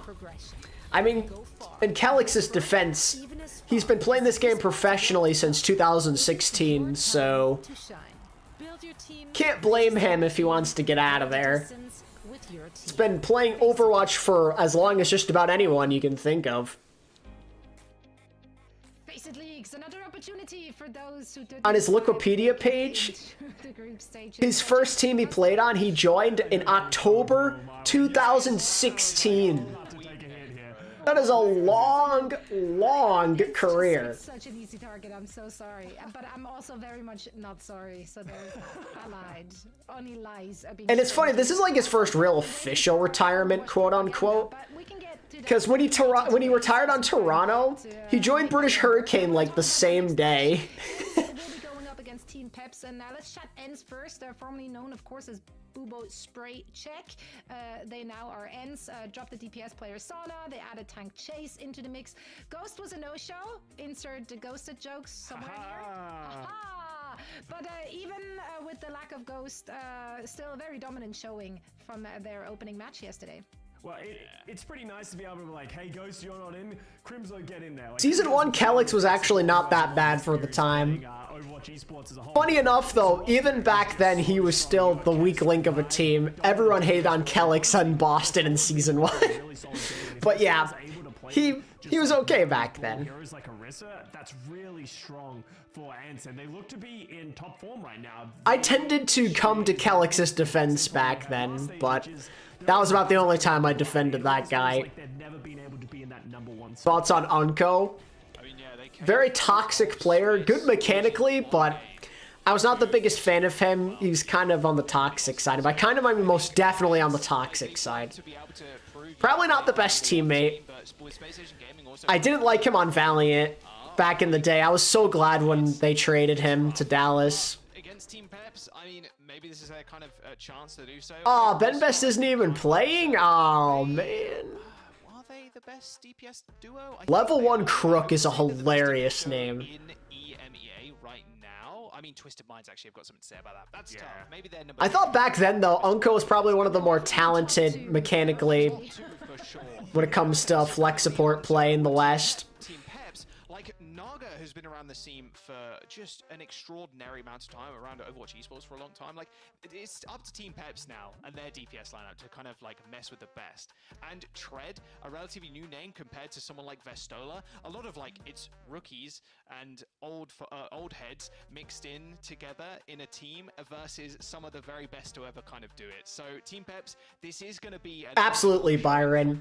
And again, I feel like in general he wasn't the best teammate. Seemed like he was more on the toxic side. That's why the Valiant kicked him out. It'll be interesting. And I'm also curious to see what happens with the tank line of Team Peps, because they seem like they're going through the same issue that we've seen from other like teams. I always find it so funny that him and Soon joined that Valiant team. Like, I wonder what made them decide to go there. Play a little bit of Winston, so I would like for them to like flesh that out so they can really start improving as an entire team rather than just subbing players in almost indiscriminately. Yeah, they did end up facing Sexy Man 69 all day. In the Swiss, and ENCE did end up winning that one, 2-1, Scott. So it was close. It was close. We aren't seeing any of those maps though. It was Busan, Hollywood, and Junkertown, but we are going Nepal, Paraíso, and then Colosseo. Paraíso though, Scott. Oh, Samoa banned. We saw that map. Yeah, well, it wasn't in last stage, and no Samoa or Lijiang. Wow, crazy. Or Lijiang, I don't even know if it's in the map pool this stage. It's a map that has a lot of verticality, a lot of high ground. You're going to expect teams to play a lot of groups, EMEA. Oh, it is in the, yeah, it is. Okay. It's Ilios, Lijiang, Nepal, and Samoa. I expect both teams to come out in somewhat similar compositions. Yeah, it would make the most sense. Any hog enjoyers? No, there's no hog, sadly. One day. My favorite map is Lijiang. Always has been. Very different styles here. We are playing Orisa now. Sleeper. Two Orisas though, Scots. TM are playing. That's the next game after this one. Just because they won last stage, it doesn't mean anything. There's no guarantees. They got to play well in this one too. Peps with a solid start here. Okay.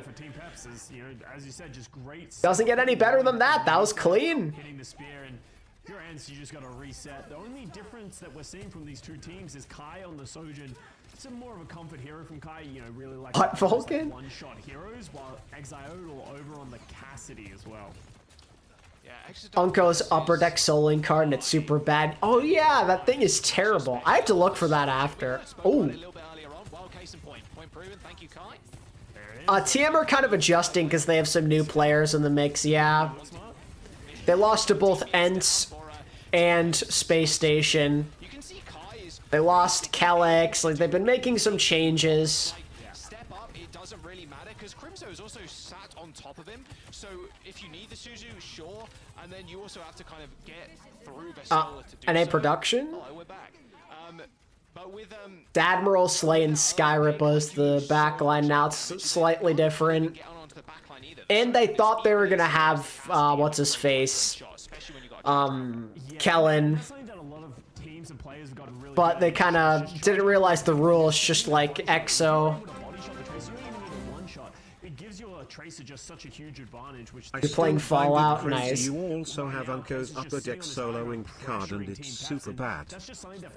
You auto-qualify for stage 2, why wasn't it the same for stage 1? But you're asking the wrong guy, I have no idea. They don't lose anybody just yet. Although I say that and Master ends up falling, same with Kai. Nice triple blink there from Naga. Split the entirety of the team there. ENCE went, half the team went one way, half the team went the other. Easy kills for Team Peps, and a good team to flip as well onto the point. So 50% now. That very.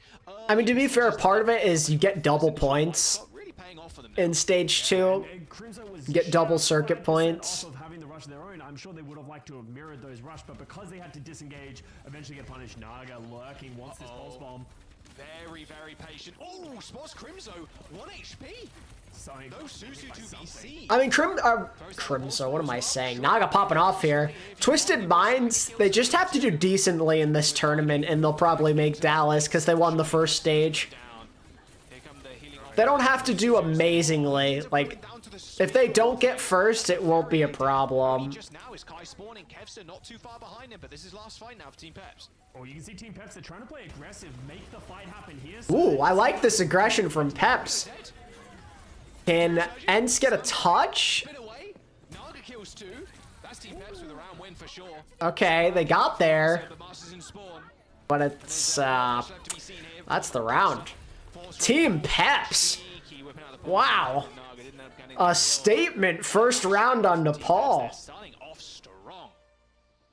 that's one of those rounds that if you're ENCE, you need to just be like, okay, shake it off. Maybe a little bit of nerves, just some unlucky plays. Like obviously they lose someone very early on in the team fight, and then Crimzo as well must have been hit by some spam damage and then followed up by Naga. So they didn't really have many effective team fights. So you just gotta, you know, be like, okay, everybody calm down, lock in, let's go over to Sanctum. But overall, great play by Team Peps. Just yeah, how I see it though, just going to that if Twisted Minds even just get like top 5, they're probably gonna still get to Dallas. The rest of the team's falling around you, not so great, and especially that first pick too. First pick. They don't have to do amazing. I think they'll be okay. As long as they don't like get eliminated in the first round, I think they'll probably make Dallas, and that's not gonna happen. At least I don't think it will. Very different. Peps going with the Sig look here. So they're going to want to play fast, especially based around that Echo, while on the side for Team They're now Team Pepsi and they're highly caffeinated. Nice. long sidelines play around the Dynamite. Kevy boy playing some Echo. Kevin Gaming. The real question that I have is how is Kevster going to be able to get close enough to anybody to get into this fight? It's going to be a really, really hard task to do that. I mean, yeah, you can kind of dance around this high ground. You can get some healing cards coming from Crimzo. But I mean, that's about it. The Ash playing. You've never had Pepsi or Coca-Cola? Wow. Pretty nice, and it's actually Naga that ends up going down first. Will be Team Peps to cap too. It should be a flip from Team ENCE. I mean, with Naga dead, like you can still fight there, but they just lost so much position. Yeah. And you can see there, like, if they can... Yes, Crimzo is on ping. Can confirm. Work very well if they can get into the fight. The question is, can they get close enough to be able to do that? You see them, once again, Team Peps playing it slow. Now they don't have the point. They're going to have to kind of, like, try and juggle it. Interesting positioning here. Kevster's fighting Naga. You can see in this small room. We can't see it right now, but there is a 1v1 going on. If Peps just, like, push up here, they can get point back, and they don't want to. From across the map from Vestola. Played that too slow. They could have flipped point. They absolutely could have flipped that. Masa, oh my guy, where are you going? What is he doing? Just go back and hide. Don't try and cross there with the window up. Exodar may be saving there just with the presence alone. As the fight does continue to rage on Vestola, taking a lot of damage, forced to spear spin, ends up backing away, and there's the sound barrier to match that rush. Bob comes into a lot of things thrown into this fight. It's actually I think Kev is probably a bit more locked in on ENCE. Gladiators was just a miserable experience for all involved. Forces the lab, even gets the instant kill onto Exodar there. As their Team Peps using a lot of their ultimates super early onto that fight, but ENCE. Seems like so far that maybe them winning that map in Swiss against ENCE was not so much of a fluke. This is a pretty tight back and forth. Struggling to get anything done this round. Still does not even have the gravitic flux. He's just sort of standing there. He's like a big shield. He's just like sort of. Yeah, Tread can't really do that much. It's hard. ENCE is playing this little corridor well. Side, Tracer and the Lucian trying to get body shot rail. Third time in a row. Naga's been picked off, but he's the one you're going to be picking off, to be fair, if you're ENCE, because he's the one to try and force the cap. So a little rough here from Team Peps as Naga's gone down again, but here comes the dupe from Kevster. That's a large. Oh, Kevster. Ult charge already. He's not even a couple of seconds into the dupe. That flux to try and good boop. Free flux for Kevster. That was well played by FD God. Comes back with a little bit of vengeance here, but once again, Team Peps have just been bisected. Their team but without Tread, ooh, this is gonna be rough. Tracer touch, maybe? No. All right. Round 3 it is. That's what you want to see from ENCE. You can see they played around their own tempo really well. Kai doing a phenomenal job getting that rail and shooting the Tracer, just like we talked about in the first round, and that just made it very difficult for Naga to almost do anything. And Tread just on the Sigma just felt like he was shooting air the entire game. But this is a very different round now as we head over to Village. You know, I expect both teams to play this brawl, walk out this top left room, and meet in the middle. Very slow-paced game. It's not very slugfest. It was mainly Naga kind of going down first, which really tipped the favor in ENCE, towards ENCE. But with Peps now running out with the Ram, You're going to be able to do a lot more against the Orisa. It's nice playing this kind of poke style, but you need your team. And now Peps again, for the third straight round, are going to play something different. ENCE are just sticking to their tried and true. We like the Orisa. Peps are trying to throw them some curveballs. You can see they actually just got speared back into the room. So now level 1 Crook is going to be trying to healing, and that's Oof. require a Getting drove back. into that middle fight, you really need to try and sort of get out of the door so you're not all just in one singular choke wave. Bruh. Kai's just bullying Naga right now. Again, Naga is having the worst time right now. Jeez. Like you mentioned before, Scott, you don't necessarily need to land the headshot, but a body shot kill, you'll take those any day of the week. Just forcing the recall a lot of time on the tracer. Oh, Vestola needs some help though. Where are we looking? What happened there? Like, I was a little nervous they were gonna run on him, but I thought he was gonna like get out or get healed, but no. Really, really weird miscommunication there. There's a very quick cap. Oh, Crypto sliding down from the roof, ends up going back to spawn. That was maybe a mistake by ENCE not putting enough respect. Yes, Vestola like got stuck there, man. That's tragic. That is something that should not be happening. And I love this from Peps. Every time they are able to win a fight, they play so aggressive. That's what you gotta do as an underdog against a team like this. You have to show you're not afraid. Keep going and trying to get another pick and another pick. Yeah, very big tempo. I love this mentality from Peps. Low and slow, and now hard and fast. All right, kitchen for ENCE. Their entrance will be made here. Pulse bomb for Kevster. Already have to dash him back. I would have recalled there, but Kevster, much better player than I. Who's surprised? Doesn't end up blowing the recall. I like going point here. I like it. Oh, all right. Peps. Meanwhile, you have the rest of your team. They're just getting jumped on. Team Peps know they're in a 5v4 if they try and take control of the kitchen, and there's not even a cap for ENCE there, so they went. We're looking at like one more fight here, Chad. Some capture percentage away as Team Peps just wipe the floor with them. ENCE just weren't able to get out of that room. Once that window goes down from level 1 Crook, they're just stuck in a. And look, Peps again. They're pressing W. Look how far up they are. I like it. This is something that I love this. I absolutely love this. This is how an underdog should play. Play with some damn confidence. What do you got to lose?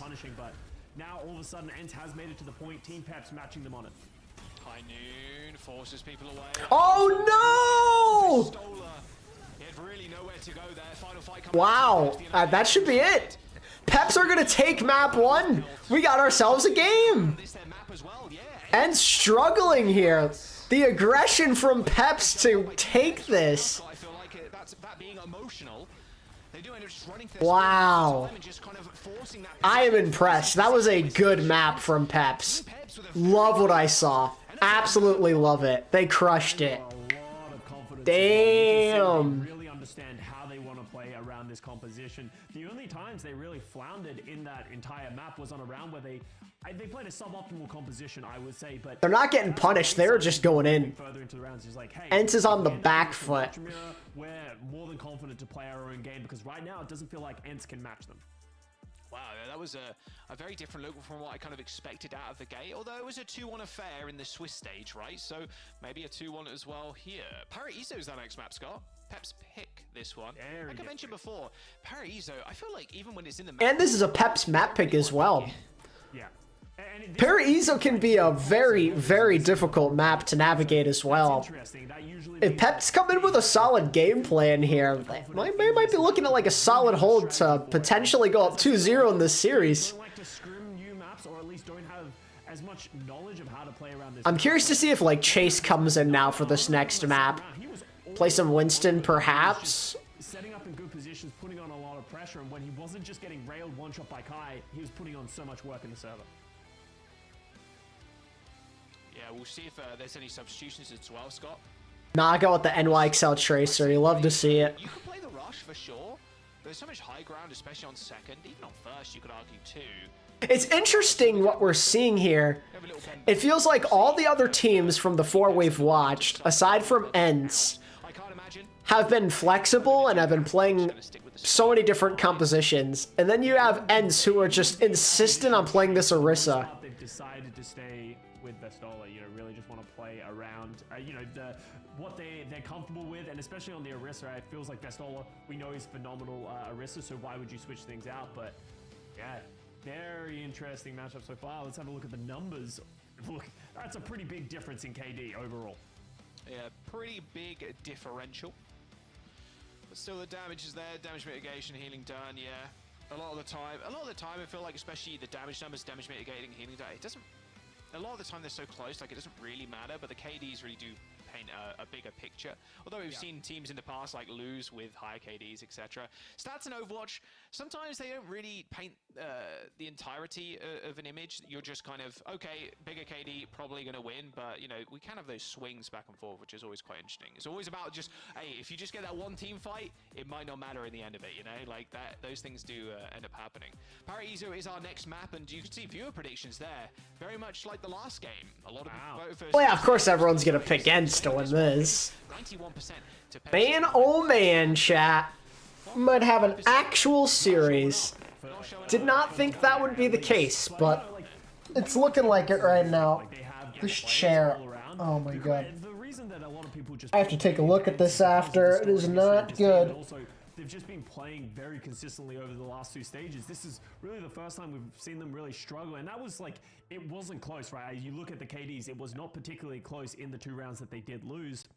So now you have to have that fear of like, hey, what do we do? How do we reset going into Paris? So I'm sure Goomba has a few stern words for them right now. Stern words for sure. Hopefully they're not too mean. But yeah, Paraiso is the next map up. I mean, with Peps taking that 2-1, and you're thinking, and with no substitutions, by the way, I just want to point that out, which is getting word in now. So we're not going to see Ben Best. So you're still thinking a little bit of rush here. There's not too much of a surprise to see that. I think with Winston, it's definitely playable here, and having Vestola in, especially for Team ENCE, don't think we're going to see the Winston at all. You definitely want chasing for that kind of thing, and like you were saying, Scott, we're probably just going to see Vestola throughout this whole thing. And Vestola's a player, If they're not, yeah, that's interesting. When he first kind of emerged onto the scene. So they're either going to be stuck playing more of that Orisa crap or Rush, or if they want to play Dive, then that means that we're going to see D.Va. Continually keep your eye out for. He's only getting better every single map and every single match he does end up playing. So very scary roster ENCE has picked up, but they are down 1 map right now as we load onto our second.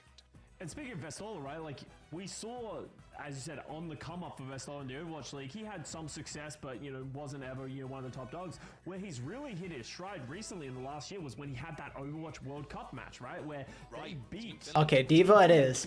See, I don't know how I feel about this look from ENCE. This is kind of dangerous. I like what Crimzo and Kai and Kevster are on, but it's a little scary. You got a Masa break, you're playing D.Va Dive on defense. If you're more comfortable on the D.Va, you're happy to play the D.Va. This could be scary. Oh, please do not play Zarya. Okay, they're just gonna bubble him. We're gonna go all in, try and land a random shot. Bubble him. Yeah, okay. Monkey it is. Alright. The difference, though, big difference in backline here. Okay. Let's see how ENCE deal with this one. Of course, Master's on the brig, not on his famous Lucio. Crimzo's on the Ana. Because if you can play on the defensive side, I'm sad Ben Best isn't playing, but Tread is definitely a better tank player. You can pack people from range, you can whip them around, so brig very common to be played as they're jostling for position. Huge name. Also, how does nothing die from that Bionade? How, dude? That Bionade was so good from Crimzo and they don't capitalize on it. Peps is gonna cap, dude. Unless, wait. Never mind, I spoke too soon. Vestola with the friggin' bunny blaster. Okay, wait, push champ.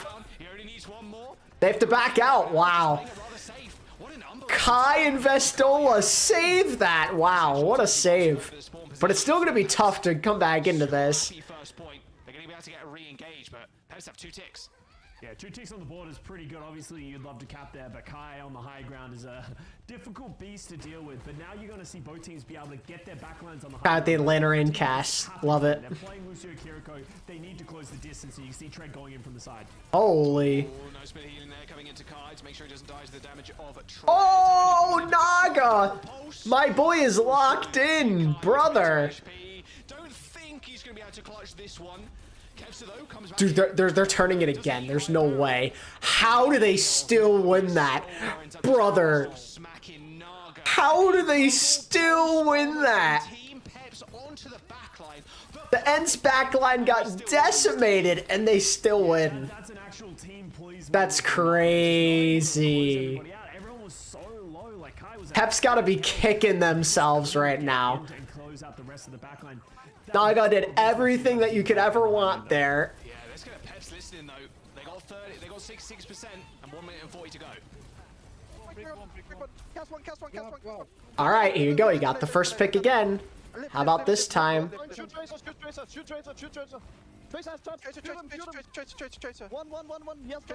Woof! That was so much harder than it needed to be.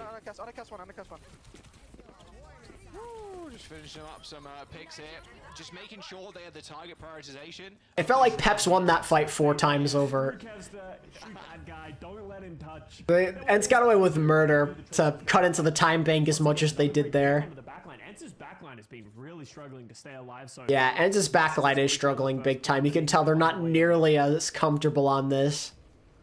Rally available from ENCE, but Look at this though. Naga, he's farmed another pulse bomb. Can he do it again? could be an incisive, he's not careful. Oh, this high ground control easily taken with this overclock.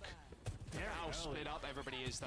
It is very early. That's a very early rally from Masa, bro. Here comes the rally from Masa. Naga with the pulse, looking for the break. Oh, the 180 flick, looking like Fury. Taking that pulse on clean out of his hand, saving Masa, but Crimson not quite so lucky. Here's the sound barrier. They've already lost their tank, but it might not matter. Masa down, all the healing gone now for ENCE. Oh my god. Kev almost dies. Killing EXODAR was he was taking that high ground, and with this small advantage shoot for Why is Peps leading this series? They look really good right now. I'm not gonna lie to you. Either that or ENCE just don't know what they're doing. But regardless, Peps have been putting a ton of pressure on them. Naga is also playing really, really good, which helps. Once again, Crimso's just getting picked over and over again. Let's see how they try and use this Kitsune rush from level 1 Crook. Peps are showing zero fear. It's hard to get it on the high ground. Maybe they're all going to commit as one and drop it onto the high ground. There it is. Festola got caught out. Bomb to remag. Didn't even get the chance. Even the self-destruct unable to get a remake. As LeBron Crook there was with a kunai to finish him off. And now they just gotta kill Kevster. Oh, that's big though. LeBron Crook though. That's no Suzu available. That's a big kill. Can anybody get the touch? Yes, Kevster. They're okay, yeah, they're chilling. So many close calls from ENCE, my lord. Should be good for this fight. Oh, goodbye. Wow, EXODAR flew off the map. Jumping down into the low ground at rapid You just went to a different map. Like, what? And that's kind of the issue that Team Peps have. If you lose the Kiriko, you just don't have enough healing, and if you can't get onto the backline, Yeah, this has been a very intense set so far. Alive, it's difficult to dislodge Vestola and pretty much anybody from the point. So now Here we go, Naga got the pulse again. winning team fights and getting opening picks. Can we see Vestola play defensively again, help out his backline? Oh, landed too. Oh, Tread's in trouble. Very good reaction times there from LeBron Crook, laying down that Suzu. Stops them advancing though. On his nature. How can we be different if Ben Best was starting? Probably. Gonna go in for the instant nade again. There it is on the back line. No Suzu. There's a cooldown differential there. Good stuff from Crimzo. We're settling in. When Crimzo has just even an inch of room to operate, good things are happening. Here the Suzu, you can nade again without the fear of one. And FD got an EXODAR. They get antied and a good push from Vestola, using that nano to force his way in. Final fight now, 35 seconds to go, Scott. Exodile is like I think he's Spanish, a Spanish DPS. Pretty darn good. Was on Sheer Cold before, on Team Peps now.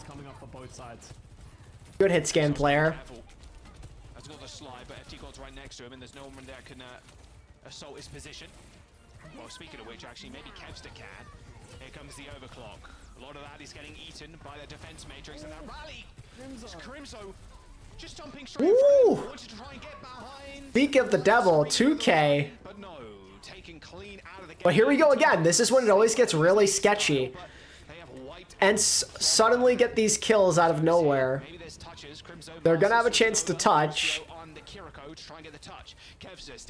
Pretty early primal as well from Peps. Nice. Good target priority. Team ENCE know it. There's a post bomb on the floor. Does send Tread pretty low.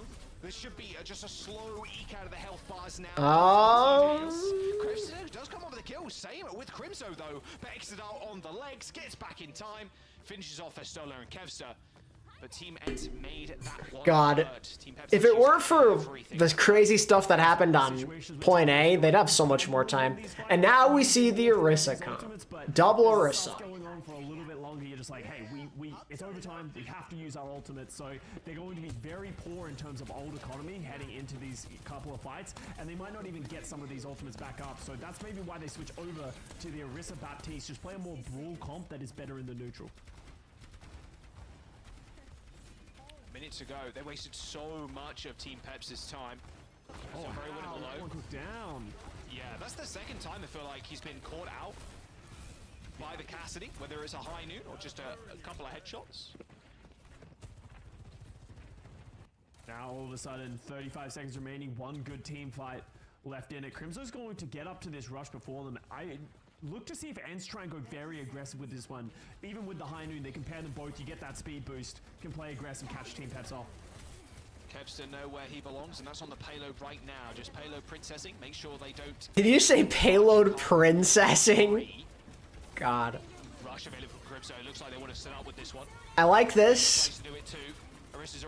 Peps are all on like the high ground together, but like they were not with their tank at all, so rip to you guys. And that should be it. Have to find something, but of course, is Kevster in the kill feed. A 3K, almost make that a 4th. There's FD God narrowly dashing out that pulse bomb.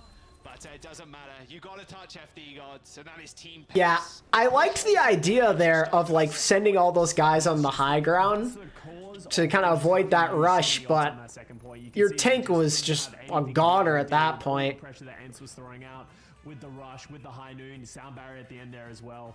So it is worth noting, Paraíso is historically one of those maps that's just very difficult to... Paraíso is a very tough map to crack. It's just very choke heavy. The defensive team has a huge advantage, so not the worst push if you're Team Peps.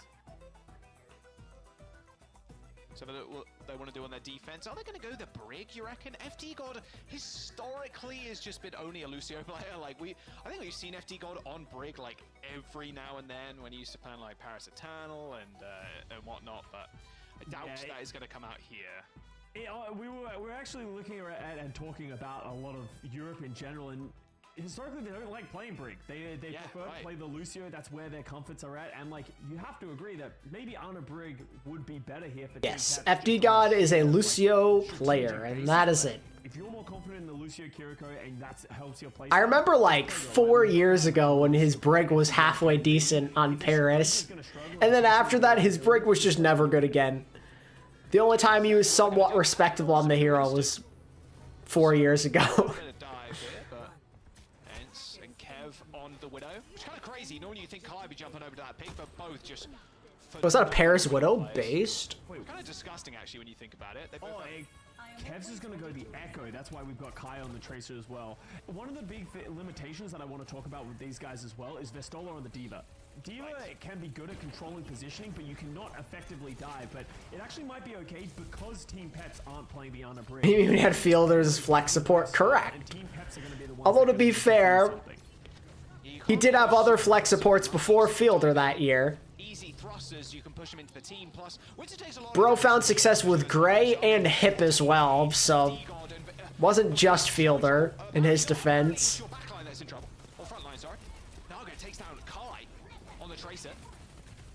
It's kind of wild looking back at that, how they lose 2 flex supports, get Fielder. Man, what a story that Paris team was.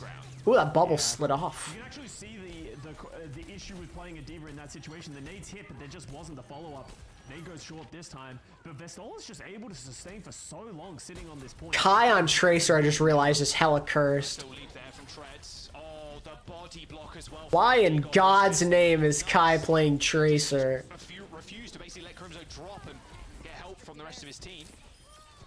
Good defense thus far. I haven't seen Kai play Tracer since 2021 Atlanta. Yeah, that feels really bad. And now Ultimate's coming up for Team Peps. How do you deal with this nano boost from Crimzo though, right? So the nano's probably either going to go on Kevster or Vestola to allow them to just go hyper aggressive. Team Peps have two options ahead of them. You either go aggressive. I forgot the FD got Life Weaver. Oh yeah, I forgot. And staying power. Another attack here for ENCE. They got a lot of ults. Let's take a quick listen in, see what they got going on. Monkey's like on the point. I'm marking up, I can push. Just slow. Neil. Keep right. We're trying to go with copy first, I think. Yeah, I'm walking on the side. Okay, guide a bit, that's about all. Okay, we actually, we're fine. Ah yes, Kai was playing Tracer in group stage for Team Great Britain against Scrubs. Ah, how impressive. Okay, walk. Oh, he got Naga though. Wait, pause champ.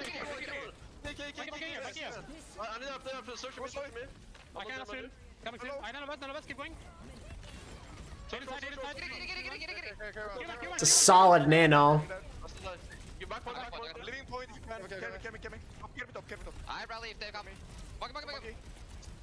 FD God at one point said his Baptiste was probably Masters at best. They're chatting all over them, but Ben Best is nowhere to be seen, unfortunately. Another pulse bomb eaten there. Could have been the difference maker from Team Peps if that landed and got a kill. They could have re-engaged with how close they were. I was more so referring to when Kai was playing at like a more professional capacity than World Cup groups.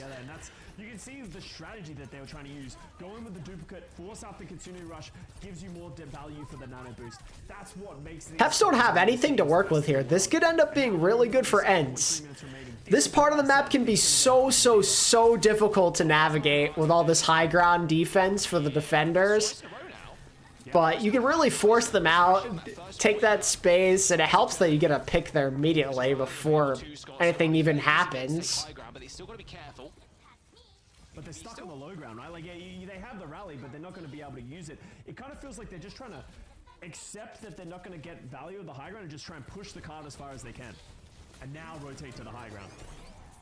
Yeah, it's a decent spot too as well, because if you get height here, you can just drop onto the payload. You're not having to like go back when you've already taken height. Yeah. Very premature rally. Masa was scared. Coming in from Kevster as well. A dupe onto Sode? Sure, why not? Kevster, you can do anything. All good though. Vestola, though, he's always the one in the kill feed. Didn't even need the nano this time around either. Looking very good for ENCE here to tie up this series.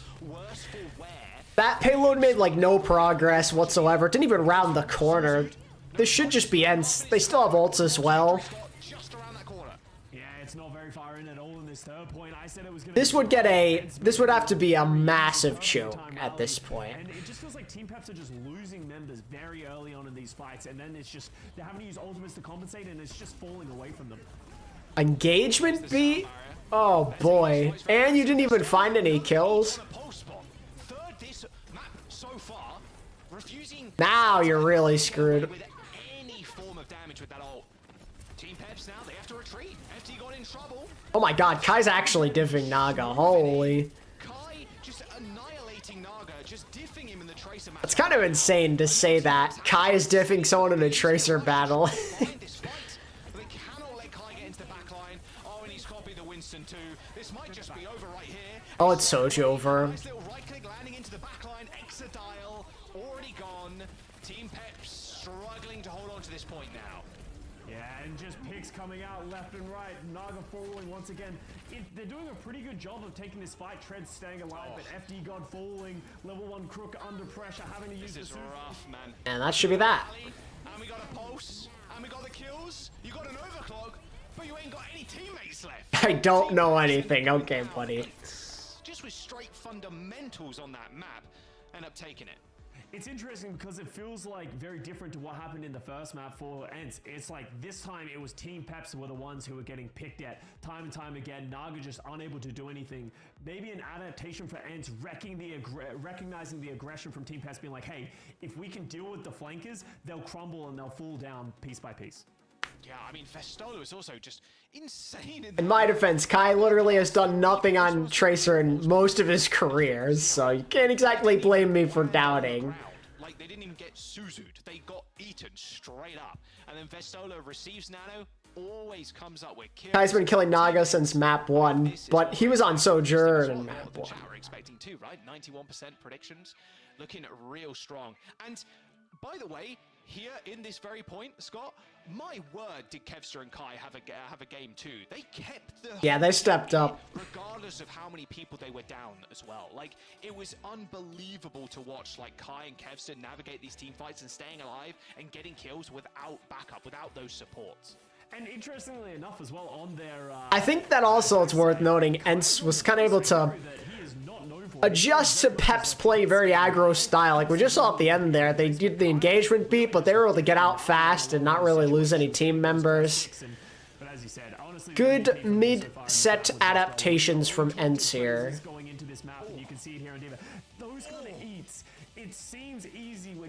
They're identifying the threat though. Naga had a good first map and he was, I mean, outside of the beginning of point A, was kind of a non-factor this map. It's got to be less than 10, it felt like. And yeah, he really looking like Fury, like with the 180 eats is kind of nasty. What a piece now. Got a series. Very, very strong showing on Paraíso. They did end up going to 3 maps, of course, beforehand in their Swiss round, but this is first to 3, so we're definitely getting a 4th here. Yeah, and look at the damage mitigated. That's just the diva value right there. Almost 10k more damage mitigated. That's just damage that the Peps really could be peppering the back line, and maybe that's one of the reasons that the rest of their team just seems to be falling over, is just they can't seem to match that level of damage because of what Festola is doing. So that was Team Peps' map pick as well. So they were comfortable in that dive and confident in the dive going into that map. Maybe going to have to reevaluate after that one, how that one went. So wait and see. Are Pep's going to end up subbing any people out? We'll have to wait and find out. We'll receive word about that in just a moment. As we go into our next map, it's Colosseo, Scott. Colosseo. Oh. Different map from Esperanza, because in the way that Esperanza is very open and you can do a lot of flanks, so you can control high grounds, Colosseo is very linear, especially the first fight, right? It's about playing. Oh, not the glass. The glass, chat. The glass. Playing on the high ground. So this should lead more towards playing the Brawl style, which if we go back to the first map, that was dramatically better for Team Peps. Dramatically better. Yeah, what kind of composition are you thinking here for Team ENCE, though? I would assume we're going to see either a Matra or a Orisa. I don't think you can play for ENCE the Diva. I think Diva just kind of ends up in that middle ground where you're not really doing anything, you're not getting value from the defense matrix, and it's hard to get on the high ground. So I'd expect both teams to come out on probably the Orisa and see, similar to what we saw. Sounds good, Keon. You could go the Sigma and go like super pokey. We know Vestola is very Colosseo. Oh boy. I would expect them all, both teams to go into the Orisa. All right, let's find out. Of course, as we're loading in, there's no substitutions at all. Just Team Peps sticking with their 5, and it's the same. It's a very menacing looking cat. That is a very scary looking cat. That's back to the Orisa v Orisa. This is where ENCE struggled. Is that what you dream about a lot? Is that your nightmares? Is that what I have 3 cats? Yeah, of course that's what I dream about. The cat uprising that is imminent at all times. You know what's crazy? When I get stressed, actually, I have a lot of dreams about my fish tanks cracking and breaking, and it's very, very stressful. Like Armageddon is when the fish tanks start breaking. Yeah, I mean, dude, it's I can't think about that right now. It's gonna stress me. All right, double Orisa. Complete mirror comps here, Scott. Yeah, so both teams playing exactly what I expected, and this is just because of what I was talking about. Funnily enough, in these opening fight for Colosseo, there's a lot of juggling because you want to fight for the left side, but what a lot of teams... Yeah, Jaws loves his fish, that is for sure, and sharks. If you control the flank, you have an advantage, and it's just a lot more difficult to deal with. So even Team Peps bringing Tread over to help this this matchup, just poking back and forth, but we might be here a while, so if you need to get water, now's the time. Kai again, just destroying Naga. Not on the Tracer this time, it's on the Sojourn, but still getting the better of Naga. As ENCE now move on forward. And this is going to be a really tough point, of course, being Colosseo, but with a Sojourn, if you can find one more pick here... Pretty typical theme. It reminds me a lot of the first stage. Just the ENCE DPS destroying everything. They're just going to take it for free. And, yeah, the big advantage Kai hates Naga, I guess so. right here. You have cover, you have positioning, and that's why you can see ENCE. They're going to fight All over him like glue. For real. Just sitting up here on the high ground, making it very difficult for Team Peps to step up. Force them to use resources to get into the fight. Oh, spear. Disrupts. I like how now they're the ones playing super aggro. Like, they're way up there on the high ground. Want to take another fight in the mid. Hoping that Kai can find another headshot, maybe onto... I will Peps respond. Naga's just been... And just give them the space. They're like, we're chilling. Every time he looks away, he's just getting railed by Kai. Okay, that's big. You need that. Huge pick. Side of things is Kevs this time around. That falls prey to the Sojourn Railgun. They're not going to let him take high ground for free, though. That is for sure. Yeah. And alexyOWL needs to really step up in a big way if they're going to take this Sojourn. Yeah, with Naga kind of being a non-factor right now, alexyOWL does need to hit some big shots. Unmarked and unchecked, it's going to be very difficult to win Colosseo. Extremely difficult. About 20 meters behind now. As they aren't exactly moving forward with the same further as ENCE did on their attack. 100% energy straight to high ground. Master takes a... I like it, I like it. You gotta land it though, gotta land the shots. Just saving, but Crimzo and Master end up dropping to the floor in the waiting arms of Naga and Tread. Pulse bomb went wide. Kevster does get the kill onto the Soj, but it's not gonna... Lead for Peps here we go. Entry into that fight. And now they're At least I think. Actually, can they contest? Maybe, actually, they can maybe contest this if they want to, yeah. Suzu on your Sojourn, but he just left himself so exposed. He falls down. No more healing for the rest of his team. But They're not going to give up the lead, and they're down a member as well. This could be big. Ooh! Wow. Naga's head clean off. And now everybody looking at rather, well, they're whimpering in a corner, Scott, is exactly what they're doing. Salvage the lead. Wow. And they still have the lead. Just playing pixel perfect there, making sure Peps didn't steal that one away from them. Well, it's very easy to play pixel perfect when Kai can just slide in the midair, do a 360, and shoot Naga out of the server almost. And that's just tough for Naga. You can't even blame him for that one. So huge overclock by Kai stabilizes there for ENCE. Penguin, I'm not sure if you realized, but the game is tied 1-1 right now. There is no easy 3-0. Sadly, by the spear spin. A little harder to do. PTSD. Yeah, exactly. You got to be a little bit scared at least, but at least it's a big cooldown out, I suppose. Like that's a copium for you. Yeah, I got spear spin out with the pulse bomb, guys. Push. Yeah, I will say it is a very important cooldown in the Orisa matchup, but that's mainly to just the Orisas. But if you can eat the pulse bomb, absolutely you'll take that value. 100%. And you can actually see, ENCE is actually happy. I see, Penguin. Makes A lot sense. of important ultimates there. Getting up the sound barrier, the Kitsune rush. Kai's building up another overclock. If they just take this fight slower, then you know that's fine for them. Because FD God's just holding on a sound barrier here, not doing anything with it. There's the push, there's the rush too. I mean, Tread, the overextension of the century there. Sound barrier coming in the nick of time from Masa. Saved Vestola's life, was 1 HP. That should be that. He's dead, however, but it might not matter. It doesn't. Casualties here for ENCE might be a little bit disastrous. Oh, Vestola's up here. What are you gonna do about it? Yeah, well, he's got cooldowns, right? So you might as well. 45 meters and counting. Okay, exodial again. That's big. So they're dying on the point. Important to do, so you get a reset with the rest of your team. Does Shanghai carry? It is. 2 meters there, 3 meters. Yeah, this is a Colosseo moment. This is one of the most difficult parts of this map is getting the push and getting it under the bridge because the defensive team just has such a huge advantage. I like that Peps are now doing this. Play this high ground. Maybe work your way up to an Orizzle here. Get you the point. Lead has been taken. I like the aggression. They're going to take the lead too, even the checkpoint. I mean, you can hold super far up. No one can touch, really. I mean, you got Terra Surge. You're happy to just play this corner, right? And the overclock, right? Like, look at how long this corridor is. Yeah, there goes the overclock. And they're going to get the checkpoint as well. Peps! Oh, boy. Hello. That's checkpoint in and then some for Team Peps now as they take the lead. You see that Wackus now we are crazy raccoons? Yeah, I love that, by the way. That's a big Japanese org that is picking up an owl, or I almost said an owl team. Force a habit. That's picking up a pro Overwatch team. Holding on to this Terror Surge as well. When ENCE step up, they're going to be getting pulled in together and have to deal with that damage. This ends now. Oh, Kev needed that. Okay, that's what they needed that. Best served with a side of pulse bomb. Nice team wipe.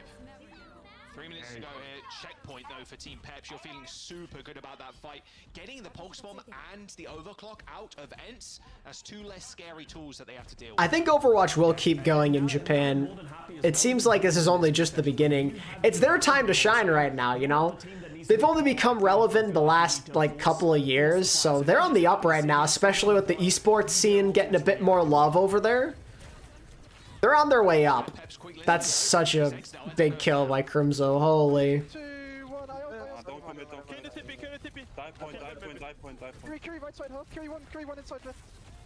Why are we choosing to move to Peps comms now when they just lost that fight? Get kill mid fight. We have time for touch. If they want to wall, we can just match. It's okay. We have same advantage. Yes, I'm using my ult to live or to kite that beat. Okay, are they on high ground too? They are, aren't they? Yeah. Walk up. Yes. Yeah, let Logger fight point. We're gonna fight high ground. Ready? Free. Get it together. Pushing really hard. Pushing really hard. Look wrist. The wrist out already. Can we fight? Can we fight? They will match. Fight with me. Naga needs to get the heck out of there. Fight. Hold it. No CDs. We can push. Go back. Uh-oh. Naga's just getting hunted down. Move on. Lift it. I don't have stick. Don't have You can. The rest is pushing. I can try to live. Yeah, you just play safe here. You don't have to play too crazy here. You still have the lead and the spawns. They're getting these picks. Slowly going in the way of ENCE, but Naga's gonna flip the script on him, land that pulse bomb onto Festola, and that'll be Kevster trying to get out of there with Marse. That was a very costly fight for both sides, though. It's kind of just which Sojourn's gonna do more here, I'm assuming. Just like me, for real. But as you can see, ENCE, they get the checkpoint. Yes, they did lose the forward spawns, but now, next time they get to that situation, they don't have to wait for that delay of the checkpoint. Oh, what a shot! Woo, that's big. All right, Exodar. Showing up in a big way. This is exactly what you wanted from him, Scott. And he is delivering. Finn might be Japanese and Korean. Yeah, Japanese, Korean. Half Japanese. How did FD God feed there? There was a disconnect there from Team Peps of FD God thought they were going up there, they were going to fight for it, but completely alone, and Kai punishes them for it, and that's a big mistake there from FD God, because now all of a sudden the car's switching the other way. It's kind of a premature ult, no? Oh, spots FD God. It's the body shot, looking for more. Okay, ends up working. Last second, it's a wait though, Exodile again. I mean, you got a railgun. He is stepping up. We needed to see this. Naga's been getting punished, other DPS needs to step up, and they're getting that from him. This is a big Sojourn performance in this map. Late kills here as well. If they could kill Kev here, oh my god, they did it! Hold the phone, wait a moment. Just don't choke this, do not feed. Do not feed, that is a horrible ult from Vestola.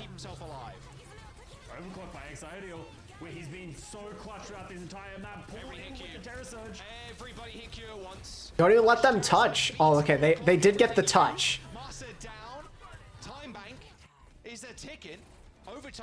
Wow. Team Peps?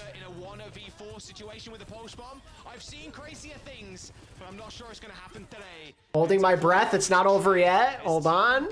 Don't really need to score the bot now either, as Marsa just gives his life for the cause. And with Vestola jumping onto the Doomfist. Wow, Team Peps taking a 2-1 lead on ENCE. Very end there. Few little fireworks for Team Peps as they gain match point. Just like in the first baby. In this Orisa matchup, it feels like Team Peps just have a much better understanding of how they want to play the tempo. we saw some mistakes from ENCE there. Early ultimates, out of position, just a couple of things, but the big difference maker for me in that map was exyOWL just going absolutely nuclear with some of these. He went crazy. Yeah, the picks onto Kevster specifically. Yeah, those Sojourn picks onto Kev without even like really engaging in a fight were so massive. He had like 2 of those railgun headshots before anything even started. You can't do that if you're dead. Can't do that if you've got a railgun staring at you. And yeah, huge kills at the very end. A very early lead. Excellent response. Just kind of slipped away from them. Yeah, it did feel like ENCE were slowly making their way back. Dude, that shot was actually so difficult. Nasty, bro. They make it look easy, but yeah, you can see both teams really like going back and forth. This is a very close series. You know, we looked at the poll. All of us believed that this should be ENCE just feeling very confident and comfortable in this series, but right now, Team Peps in the driver's seat at 2-1, and now we move on.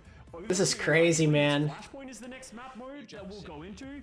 Best is on the team, yeah. He's just bench boy.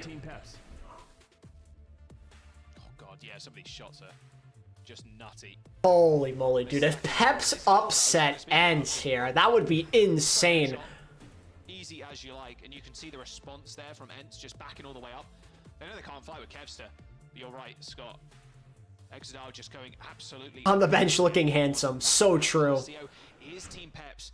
And as we move into this last map, you know, Team Peps, they went down to ENCE in the Swiss stage. And ENCE only lost to one team, and that was, funnily enough, Space Station Gaming. So Peps, another like revenge match, you could say, for the Swiss. Seems like that Swiss stage was very telling after all, how Peps made it a close set. Seems like that gave them the confidence that they can win. Because the big map that they won was the Paraíso, Scott, and that was Diva. That was like going up live. That was even like Kevster on Echo, for example. And you're not going to get, you know, as we heard from Christopher in the interview, there are maps like Paraíso where you can play the dive and you're almost required to play the dive, but for the most part, the map pool trends towards being able to play these Orisa compositions, being able to play as a unit and rely on your Sojourn players. So for ENCE, you can't rely on be like, hey, let's just play Diva. That's not going to work on all these maps. So they need to find some way to do quick. I'm gonna lose it if Peps upset ENCE in the group stage. It really isn't that big of a difference either, right? It's just a couple of picks, a couple of better ultimates, you know, just a little bit better strategy. Imagine. ENCE take the lead, but right now we'll have to see what happens on New Junk City. Oh, it's all up to ENCE now to try and take us to a map number 5, and I'm just getting word now, there's no substitutions either, so both teams happy to sticking with the 5 that they got in. No Ben Best. Model posing on that bench, Ben Best. Well, the way Tread's playing too, really stepping up to the plate, going up against one of the hottest prospects in EU in Vestola, like you mentioned before, Scott. And at the start of the series, really, like Vestola had a crazy performance against Team South Korea at the Overwatch World Cup, and was one of the, is like a new breed Finnish superstar, which is funny. I did a video with a thoughts on the harsh new penalties. I like it. Talk to him about like just himself and everything else, and I was talking about like Finnish players like on the come up, and it just kind of reminded me like the amount of superstars Finland has produced in the past, and now we're kind of seeing this second wave of them. But I mean, hey, maybe Tread's got something to say about that. I don't know, because Vestola right now not looking as good as Tread on the Orisa.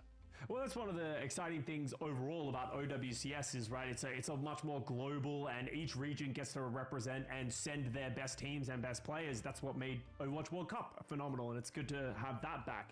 But for me, the thing is that Europe was just underrepresented overall in Overwatch League, so I feel like we didn't ever really get to see how great the talent was in this region. They have so many phenomenal players that were never really given their shot in the Overwatch League, so being able to see them go up against players like Kevster and Kai, storied players of the Overwatch League, and go toe-to-toe, or even just be teammates with them like Vestola, is being cool to see. Yeah, it's been really sick. And Finland produces crazy talent, and then so does Denmark as well, which is a little bit wild. The Scandinavian countries are doing great, honestly. Yeah, you know, they're doing great for themselves. They take Kevster as well for the Swedes. You know, yeah. There's something in the water in Scandinavia that's really taking them a long way. Yeah, I don't know what. Yeah, exactly. I don't know what. Maybe it's the fresh, clean drinking water. I don't know what it is, man. But something that Johnny needs to sip out of clearly, right? I mean, look, Kevster is still performing. Absolutely, MPL. That's what matters. But right now, exyOWL, Scott is being handsome gives some kind of benefit, right? That's a contribution in itself to society. Goes beyond Overwatch. Another history player. Hey, good stuff. Keep it up, champ. Like, Are you feeling worried right now if you're ENCE, if you're Kai and Kev? You've been in these kind of situations before. Like, it does remind me, like, last year a little bit. I know this is a very small sample size, what we're looking at in this series, Scott, but, like, the Gladiators, when they had Kev, and it was just like, how is this team not doing well? Like, how is this team kind of squandering right now? Like, again, very, very small sample size in this series, but, you know, maybe it's shades of that going into this next map, because Team Peps very much the underdog in this series. We're going to jump to a quick break, make sure all the teams are ready. Just give them a small break one as well, and we'll be right back with map number 4, New Junk City, up next. Break. Man. I'm gonna put on a hoodie then. Hold up. Sloan Cameron here on side to Petra. Me and the Wayfinders just found the coolest artifact I think I've ever... Again? Come on! Whoa, whoa, whoa! If you want to mess with these artifacts, you gotta go...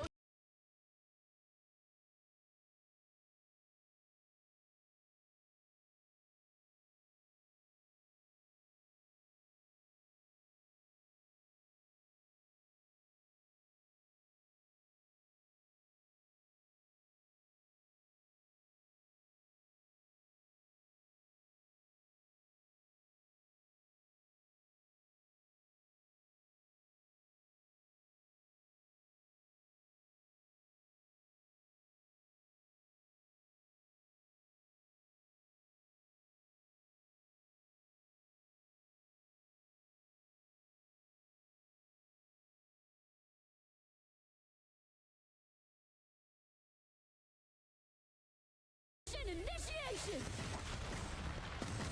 Time to really drill it in. I just can't believe my eyes. We did it! We had a party or what?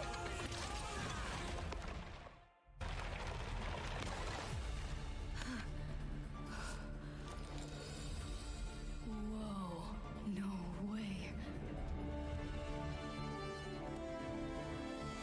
I just realized that's in 3 days. Holy moly. Alright, welcome back. It's Survasa, my bad. I thought it was New Junk City. Sorry. Lying on the internet. You said it with so much confidence, I was like, wow. Lying on the internet. Yeah, who could possibly do that? Who could do such a thing? My bad. I thought I saw it. I think that was the last series. It just kind of stuck in my head, maybe. I don't know. I'm just gonna start guessing things these days. Yeah, me when I just guess, and there's actually graphics that show me exactly what's going on. You know the vibes. It's all good.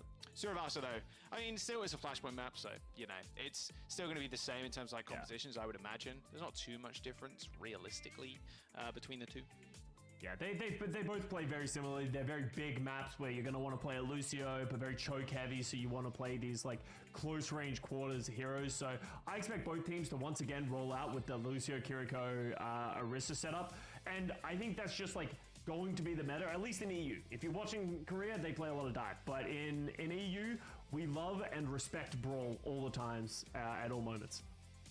Yeah, Brawl, that's the way to go, baby. I love it. I love seeing Ram as well. I think Ram's definitely one of my favorite tank heroes to watch in the Brawl, because it's just funny seeing him run down the back line. We are just jumping into game. Map number 4. I didn't recover my GM status after the season's role reset, and I got out of Masters. Did you reset back far this season? I think I was like around where I was before the reset. I was like Diamond 4 or something, I think they placed me in. I got back up to Masters 5. Haven't really played ranked since. I'm a quick play warrior, honestly. I have been for years. I was a ranked warlord the first couple years of Overwatch's existence. If you start finishing like a 5th, 6th like Team Peps, and you just do start falling below Team Peps, all of a sudden you're in that cutoff range that doesn't feel very comfortable. So you need to see both of these teams in every single match matters, because points are on the line. The guaranteed spot is quite tantalizing as well. Absolutely, and that can change everything. Ooh, ENCE is gonna, alright, bit of a different style here. We're gonna play the Genji. So we're gonna put it more so up to Kai to continue to put that pressure onto Naga. Maybe this is kind of a way to go further Exodile and keep him from being a factor. Alright, okay. No Tracer. Interesting stuff. Well, you can deflect the railgun shot. They can't shoot you if you can deflect it. Exactly. Yeah, admittedly, the last few weeks haven't been playing as much Overwatch. Yeah, so true. I've been playing a lot of Star Wars lately. That's what you got. Prim's almost getting one clip there. XL going down, though, first for Team Peps, 4v5 now. Kai just trying to look for FD God, who's 1 HP. Still manages to sneak away a kill somehow, some way. Make that 2 kills, but it's all good. Kevs has got the resets, he's got the damage, and ends get the point. I wonder what the reasoning for the Genji is. Some of the Battlefront 2 that EA made, but then also the old Battlefronts I've been playing a lot of. I was taking advantage of Classic Collection when people actually played the game before the servers became a ghost town, but since then I've been playing a lot of Battlefront 1 offline, because the game is actually genuinely hard. The 2004 Battlefront. Hard mode solo, some of those maps are really hard to win. 10% away at least. I was bashing my head against the wall, trying to win as the Empire on Kashyyyk Islands. Hard mode, Battlefront 1. If you know, you know. Playing that by yourself is a nightmare. It took me like 100 tries. Oh my god, what a stick. Just dunks him straight on the head for the 4v5. I also did the story mode. Me too. They're low, diving in. Tread needs help. Sound barrier comes in the nick of time to save the Winston, but still taking a lot of damage. He's trying to look one way, he's trying to look the other way, but the rest of his team just cannot get in onto the back line. It's actually Vestola taking the fight to them. Even as a Terror Surge, receives the Suzu just in time. Oh, pulls FD got in. Almost gets the assassination kill. I mean, that works. Found by FD God. The blade? The blade from Kevster, that'll do it. Will that do it, though? Oh, yeah, they're okay. They're okay. They're chilling. It's just Festola versus a Winston. I don't think Winston's got that. Sorry. The Order 66 mission, defending the bookcases is awful. Oh my god. Yeah, and you can see Tread's really struggling to do anything here on the Winston. It feels like every time Tread's going in, there's a lot of uncovered gems like Star Wars games on GameCube. It's kind of crazy. And you're jumping into an Orisa, so the team as a whole, Team Peps, need to be... It was an underrated game, the Revenge of the Sith game for a PS2 and OG Xbox. That game goes hard. Kai's popping it early. It's go time and this ends now. Which one wins? The moment it's a coin flip. It's heads. It is Kevster. Are we locking in? Ends up going down. Kai not finding too many kills initially with the railgun, but it's enough to force Crook all the way back at least with just the body shot. Master falls. Oh wait, Tread is carrying though. Oh, still takes Crook out with him though. Great shot at the end there. That can be a meaningful trade. It probably... Vestola is just a force though on this Orisa. Alright, there you go. Still a nice shot nonetheless, and it's gonna be Team Peps holding on, even though they did lose EXOWL on... Yeah, the OG Battlefront 2 is absolutely easier than the OG Battlefront 1. That game, chat, you don't realize it until you go back playing it on the hardest difficulty. That game had so many maps that were just not balanced at all. So heavily in favor of one faction over the other, it's actually insane. Of course, with the Orisa, ideally you just cap the point here and then Terror Surge people in that choke. And like some of the spawns too, you question it. It's almost wrapped by ENCE. Here comes the sound barrier though, doesn't hit. Still have point here for Peps. You can just hold on to this for a while. Even if you lose this fight, it's looking good. Tread is 1 HP and slowly bleeding out. Here's Vestola saving the day for Team ENCE there. Heroes versus villains, yeah, because the heroes are just so much better than the villains. It's insane. They are healthy though. Gonna recontest late into this fight, but now with level 1 Crook coming back, there's the healing. Gold, pulse bomb onto the gold. Vestola's literally 1 health. Oh, the Naga. I swear, one of these days I'm gonna make a channel dedicated to OG Battlefront. Sounds so fun. They can play up here. Yeah, and this is where the Winston composition is really strong, where you can play aggressive and just like zap them as they're trying to come in. 92%, I'd be surprised if ENCE decided to commit to this. And like the problem with the villains is they only have like a couple of good force users. And also you have Emperor Palpatine and Count Dooku who just spam force lightning and do nothing else. Like it's just useless. Jango and Boba don't do that much either. Like, oh my god. But a sudden that affects the following round, right? Vestol's probably going to go back over to the Arista. So okay, we are in their spawn. It's a late fight that you lose, that you could have been in position for. So I understand you want to be desperate and you never want to give up a point, but that's going to cost them a lot for that late contest. Team Peps grouping up in the mid. Oh, we're talking about the OG Battlefronts from 2004, 2005. Speeding everybody along. Okay, so They got rid of the microtransactions in that game anyway.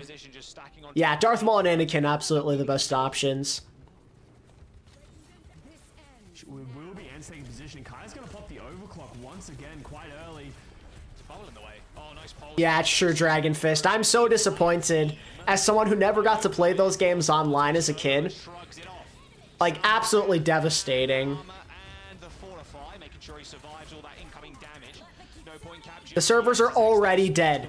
I was just playing yesterday. There was exactly 0 people in the Battlefront 1 servers. Look how fast Cass fires in the rushes. Little silly.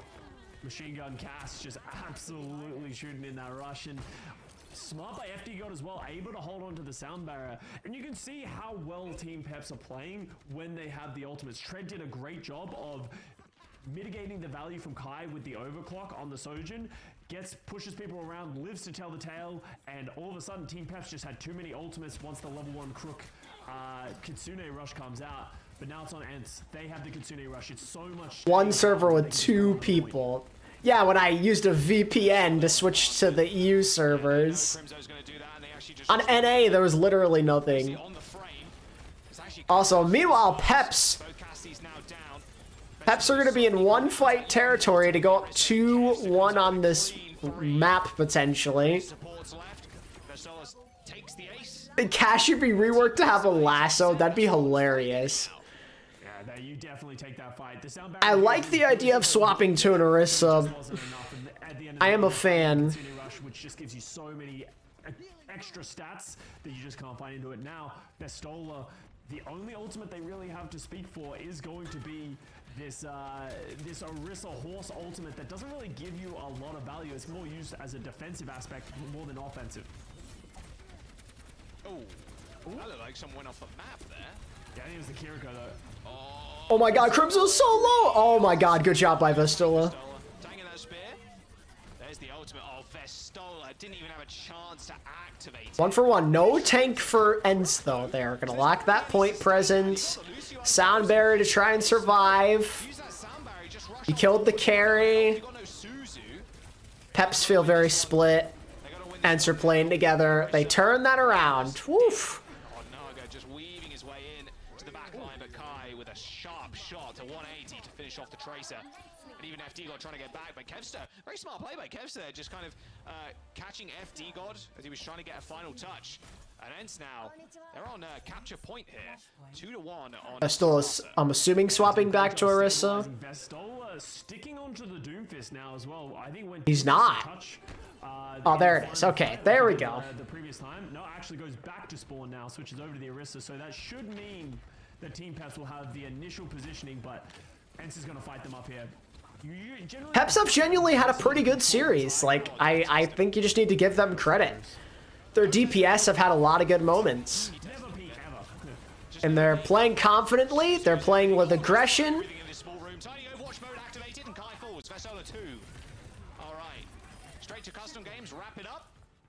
They play together, mostly. That was 3 ultimates from ENCE as well in that fight. It's just a really smart beat and rush from Team Peps. Peps got a massive upgrade going from Hybrid to Exodile. It's like night and day. I mean, it also helps not having Hybrid play Doomfist, but, you know, it's besides the point. As they try and fight for this high ground. Yeah, those 3 ultimates thrown in, Scott. They're definitely going to feel it on this fight as Peps have 3 of their own ready and raring to go. God, Crimso's almost kind of too scared to peek because they know they got ult, surely. Terror Surge is absolutely ginormous. Tread is living. Oh, no. What, spinning up and getting the But I mean, hey, prolonging this is really good. Naga ends up still picking up kills though, and again, use so many ults in that You've come back to chaos. Welcome. Welcome to Peps potentially going to a 5th and final round on Suravasa to clinch the series, maybe. Surge of their own here for Team ENCE, so they should get at least a touch and a fight, but they can't fight for the high ground anymore. They have to fight on the point. Jeez, Kev almost hitting the click from the skies. There still is 1 HP. Forced to amp it up was Martyr to keep him alive. And here's the high noon. However, there is a Tracer that can still touch, and Martyr, even with the sound barrier, really... Touch! Oh my god, that was so close. Don't do it, don't Ajax. Okay. Use it! What are we waiting for? Okay. We're not gonna use it, okay. What if Cass can roll upwards? That would look hilarious. Holy moly, we actually might see ENCE lose. This is insane. This is actually insane. So maybe like, hey, let's get an ultimate advantage going into this final round. So therefore, yeah, you do have advantage for this first fight. That is true. Even with the sound barrier in it. Yeah, for sure. Could have gone anyone's way, but now they've got 2 support ultimates to come into this fight, so you're feeling pretty nice. It's a combination of ENCE choking, but Peps also just playing a very good game. I've been thoroughly impressed with how Peps have played in this series. Oh, okay. Well, FD God, not quite so lucky. Oh! Also, Masa's low-key been feeding a lot. Rush used. Rush, Pulse, Suzu, gone. But holy moly, the Peps DPS players have been playing one heck of a game. Do like it when people fall off the map. And only Rush used there by ENCE. exyOWL and Naga have had some huge moments throughout this series. I think Peps play together well. They play with confidence. They're not afraid despite being the underdogs. They play with a ton of aggression. They're not giving up much space at all. Chasing people into spawn. Just revealing himself just for a mere moment there, and there is the beat. Good stick by Kev. Woof. Smart from crew there, just quickly jumping off. Naga's got to die here. They might have a contest. They get a touch, maybe. Tread's going doom. What are your thoughts on the new YouTube layout? It's okay. It makes me sad when changes always happen all the time with these things. I hate change. Early block. I think God needs to live. Touch? Any touchers? No? Okay. Are you serious? Okay. Chase has not been playing. Vestola has been in the entire set so far. Alright, map 5 it is. Where are we going on escort? I do not know. Standing there waiting for you to go anywhere. What do you want from them, huh? Oof, ENCE is in a sweaty match. It should not be this close for them, but here we are in a map 5 against Peps, going to Shambali. Okay, they're gonna touch. They're gonna touch, surely. I know. I think that definitely should favor ENCE on paper. Yeah, it doesn't matter at the end of the day. I think that was probably going to be ENCE's fight. Nonetheless, they had the ultimates, they had the position, they had the point, and everything. Although, if we see like Peps start on defense, they might really try and trap them in the spawn. Peps they've been doing that the whole series. They are in your face. We are gonna make you walk out of spawn by using all your resources. For the most part, we're going to see similar things. Peps has been in the time chamber. Just no touches. You still thinking about the touches, bro? I mean, look, you just touch once, maybe we win, maybe we win. I mean, Kev and Kai have looked good throughout this series, but seems that Peps has had a lot of good responses themselves. exyOWL, Naga, they've had their fair share of moments. Level 1 Crook, I think, has been a underrated shout from Peps. Pretty solid flex play. It's like an OWCS classic Shambali Monastery. It seems like with Ben Best on the bench, they've just unlocked something also. Tread is a much better fit for this team, seemingly. Do you remember the first map, when the map came out, Scott, and we played like a ton that week when the map first came out, and we couldn't get past second. Like, it was the mythological third point. Like, no one had ever seen it. This is nice. What's this spawn door? I've never seen this spawn. Yeah, it's like, oh, wow, this map design's really, oh, the architecture, oh, so lovely. And it's like, no one ever gets there. It's so of ridiculous. But now teams are finishing their map, but it's still extremely hard to do so. I want to reference back to this moment exactly here where Master doesn't use the sound barrier, uses it here in this situation. Like, as I said, from... yeah, Peps definitely improved during the off time between stage 1 and 2. They upgraded their roster. Ditching Hybrid for Exodile, getting Tread in there for Tank. I think Level 1 Crook is also new. So great heads up play and great macro play from Master and team. Oh, he punched away. Yeah, okay, that was. They had Cronus before, who was also pretty decent to be fair. That's why I was like, I thought he had punch up, but I didn't see he like short punched away. Ooh, and he only had slam to like get back, and oh, okay, that makes a lot more sense than like them obviously just not touching, right? Okay, all right. Okay. You good now? Yeah, you've come to terms with the moment. I've come to terms. I'm all good. It's all good, Scott. Don't worry. I now understand what happened in that final game. Thank you, Ob. You're just like chat, just right now spamming C9, just C9 all over again and making fun of the pro players. You know, maybe it's just difficult to touch the point sometimes. You know, especially as I said, when there's a horse standing in front of you. Horses are hard to get by. That's true. That's true. Not so much in real life, I suppose. You just kind of shoot them away, but.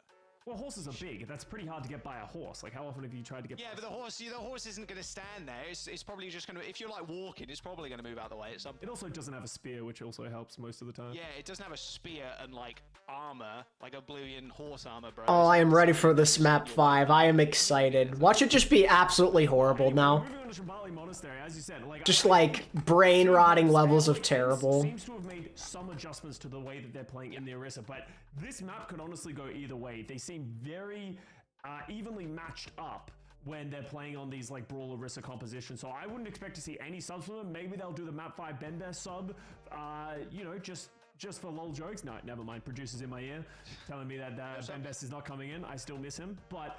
You know, I expect this map is honestly up in the air. Yeah, it just, things feel better with Custa here. I don't know why he didn't come back to begin with. I don't know why they couldn't arrange something for him. Actual tragedy. I think Jaws and Custa are one of the better casting duos. Kind of taking that high ground on a second. But as we get the players in the lobby, we're going to give them another quick break, guys. Do not go anywhere. Shambali Monastery. Stalling Andes. Coming up after this.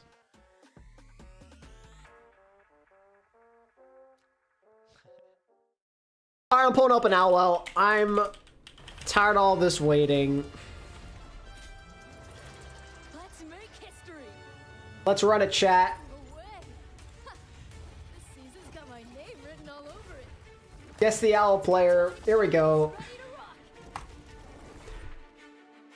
Start with creative. Sure, why not? Okay, so I only got the nationality right. They're Korean, which does not help me. Very much at all. It's an Eastern player.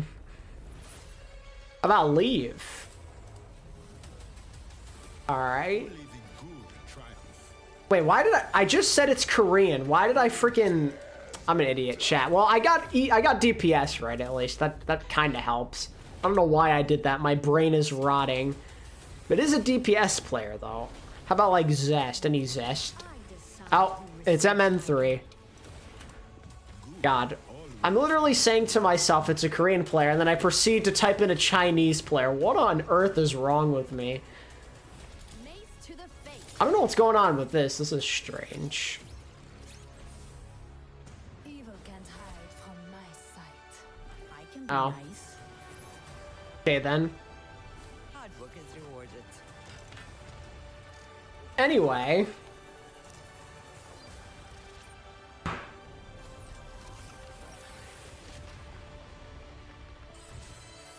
I love getting a brand new season patch with a new character mid-stage. Yeah, that's the thing. Literally next week, we're going to go right into that kind of stuff. Yeah, the Bren Sideshow pair is something, that's for sure. They're built different.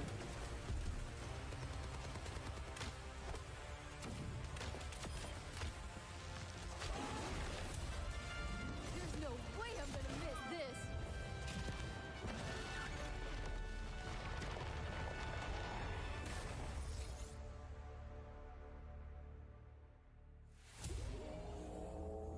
this. Yo. The Porsche Diva?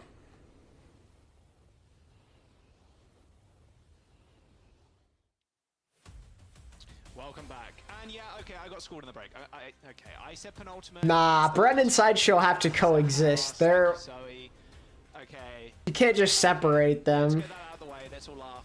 And let's move on to the next map. Thank you. Please, thank you. English isn't even so he's, you know, first I language, know, it's not even you're actually English. You're British. You're supposed to know better, Jack. Come on. My bad. My bad, guys. I'll buy a dictionary in the break. Don't worry. I'll Amazon it real fast. All right, Shimbali Monastery. Map picked by ENCE, Scott. Yeah, well, once you get like this deep into the map banning process. I mean, we know what ENCE is gonna play. In all likelihood, they're just gonna stick with their Orisa. Have I seen Sideshow's mustache? I have. It is magnificent. I like that Peps is on attack first. I prefer that for them.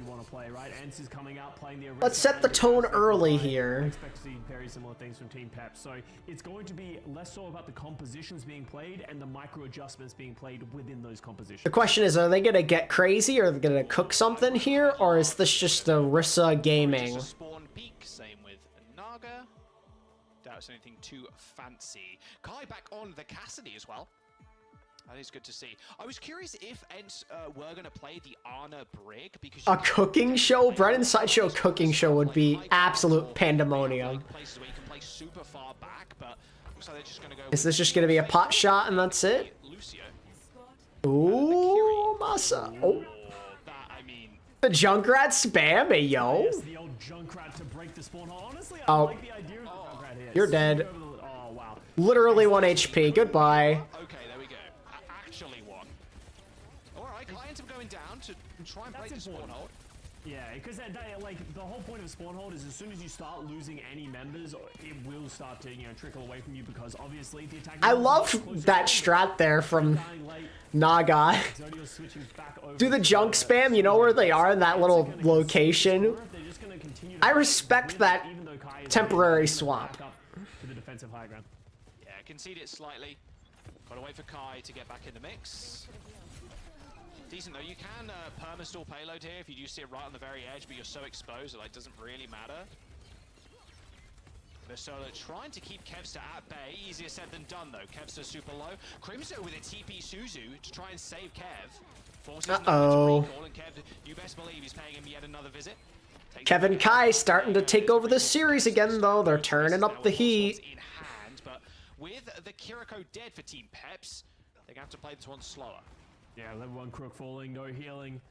So they're just going to have to get out time. And this is already a minute and a half off the clock just from this like early close hold. And now Crimzo has a rush. As soon as they see them commit any direction, I would expect Crimzo to drop this one. Oh. There it is. Yeah, easy rush. Thought he was going to insta-kill the Tracer there. That's a... No chance. FD guy just had a one-man beat.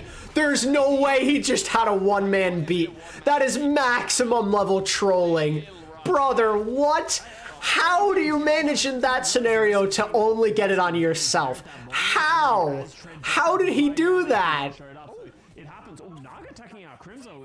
That's a cool kill into Crimzo, but I'm molding, bro. That is trolling.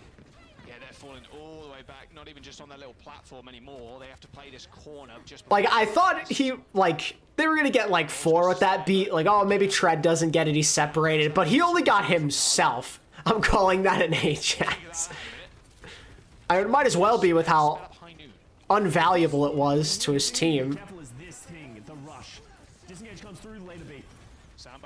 Yeah, now you don't have beat. FD God used it before, so you ain't got it. NA games will be in like an hour or two, probably. A little bit more of a tickle there, and a giant explosion onto Tread as he was fortified. Kev 8 HP being more of a distraction tool right now for Team ENCE. I'm in disbelief that I witnessed FD God throw that hard. Tread in a whole heap of hurt. Oh no! Tread ends up going down. Tread getting very confident. Oh, you gotta get that Lucio kill. Oh no! Trade back for Crimson, which is good, but most important. Now you got a Taxi Orisa. This is a big yikes for Peps. 3 different fights at 3 different points at this first point. Crazy. Yeah, if Crimson can get up to this Kitsune rush, they're in a great spot. All right, FD God. Before it begins. We need a good one this time, or you're gonna get full health. So many places you can hide though, but those hiding spaces are very close quarters. They kite this well. We've seen it before. We'll see it again, I'd imagine. Kind of an awkward position, but you're chilling. Oh boy.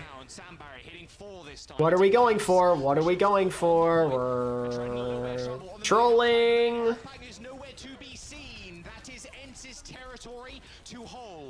And that should just be the game. It's always possible to get fuller health here, but Peps look very lost right now. They are struggling. Kevster and Kai are smothering them. ENCE just holding that, even just on the spawn hold there, Scott, burning so much time at every small intersection. And just a couple of minor mistakes there by Tread. I think Tread just overvaluing or expecting to be able to live just a little bit longer on the Orisa, but every time he just overextended just a little bit, ENCE were punishing him. First time cost them a sound barrier, second time cost them getting some positioning for that final fight on first point, and it cost them in a big way, getting full hold on this first point.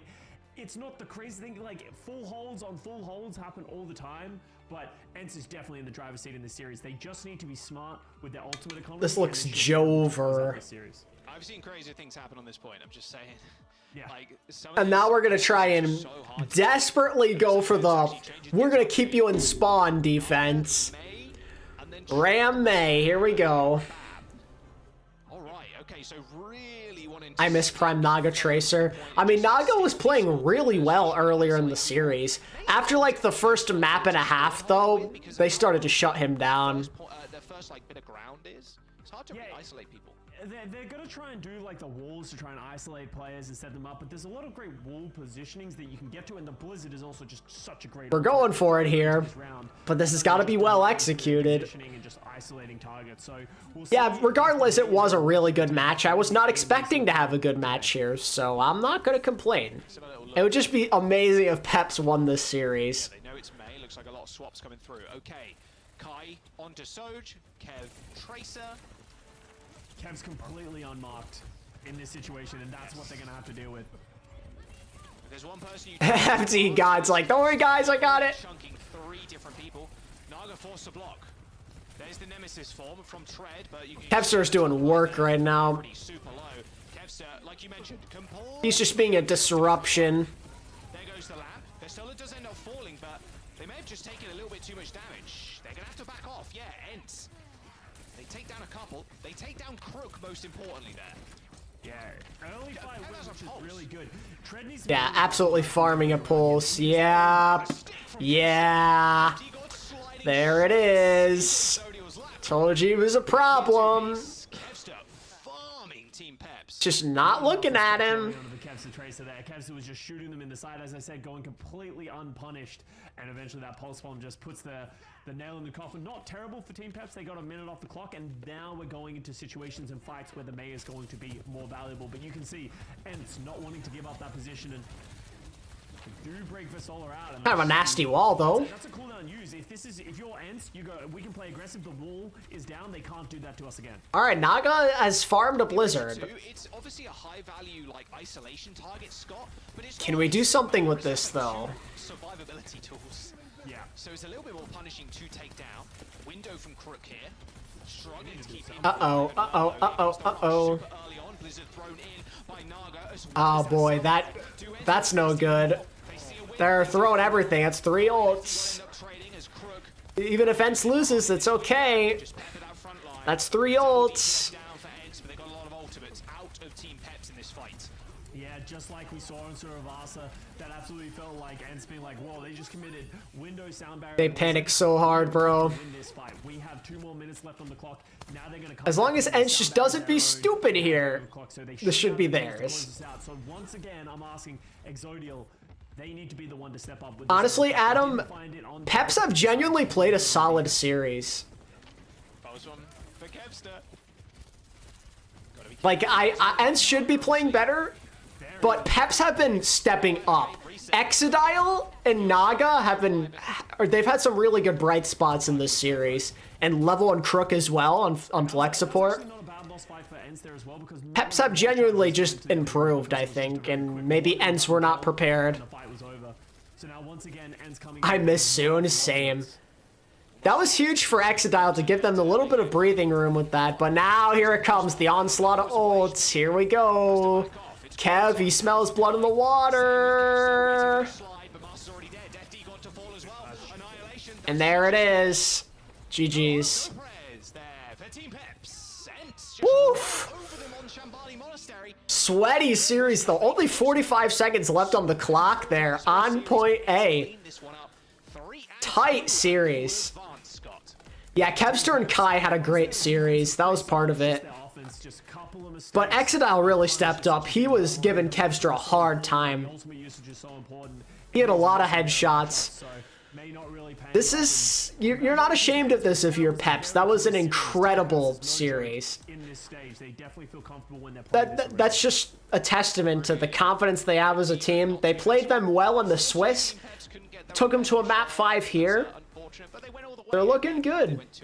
They're looking good here.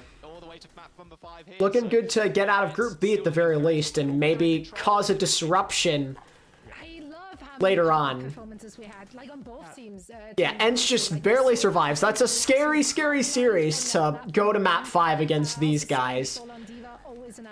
Before you're even facing Space Station or Twisted Minds or any of those guys. Popping off hard. And you're going up against Kai and Kevster, right? So like, yeah, Peps, very good progress.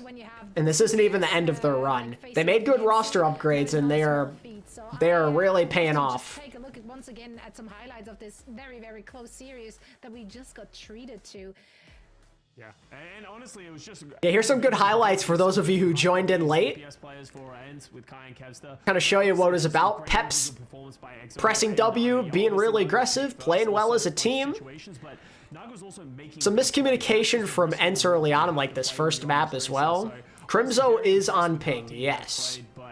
It just wasn't enough, but there were some really good signs of life here. The only thing that I think where they looked weak was when they were on this Winston. It didn't feel like they were able to get too much value.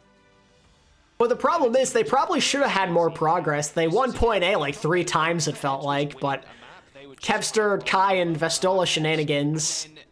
The opposite could have been said when Peps are winning. It was like very, very close. When they're in control, they very much steamroll. They can get ahead of you, and they will just non-stop pressure advantage. But on Coliseum, it was a completely different story. exyOWL was just insane on the Sojourn, keeping Kevster in check. And like you were saying, Zoe, that's no easy feat at all. Like, they're 2 powerhouse DPS players, and Kev on Tracer, his best hero, and one of the best tracers in the world. Like, those shots like that is what was making this a competitive set. He had a couple of those on Coliseum. Just trying to hold on, but the Peps DPS did what they could. Feels like there's nothing Team ENCE can't do, but I think this is still a good look for Peps, taking them. It's a great look for Peps. It absolutely is. They're confident enough to play one of the top EU teams. Like, that's really, really good stuff. By ENCE, like, ENCE started to realize as the series continued to go on, that's like, hey, they're using sound barrier and ultimates like really early to win fights. If we just don't commit our own ultimates, we'll get an advantage in the long run. So just those like little macro plays, I don't know. I find that stuff like sexy and cool, but you know, maybe I'm just an Overwatch. Sexy, he says. Yeah, no, but you're making a great point. I think especially on this map, you talked about it. Yeah, Kevster, though, said, I've had enough in this last map. You guys are done. Vestola, though, interestingly enough, is going to get player of the match. I highly, highly disagree, but sure.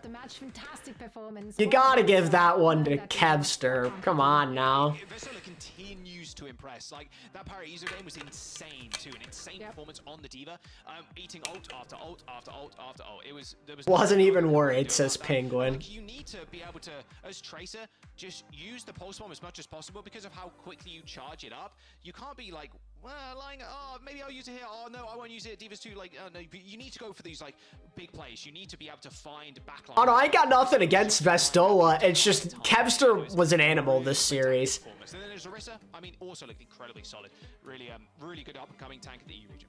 And I do want to give some props to the backline from ENCE as well. You know, Crimson and Massa on the Ana Brig, obviously very solid. You know, enabling. Show Hogs team playing triple shotgun. Ah, yes, but of course. I think the Lucio Kiriko was just very clean. They didn't make a lot of mistakes. They were playing around their win conditions. Like Massa was on the Team Finland with Vestola that ended up having that miracle run in the Overwatch World Cup. And Crimzo, very, very successful player throughout the history of the Overwatch League. Isn't really known for his Kiriko, but played at quite a strong level. Thanks, Penguin. Well, he's known for his Ana, and we saw Ana on Paraiso, right? And that was sick to watch. That guy goes crazy when he's on the Ana character.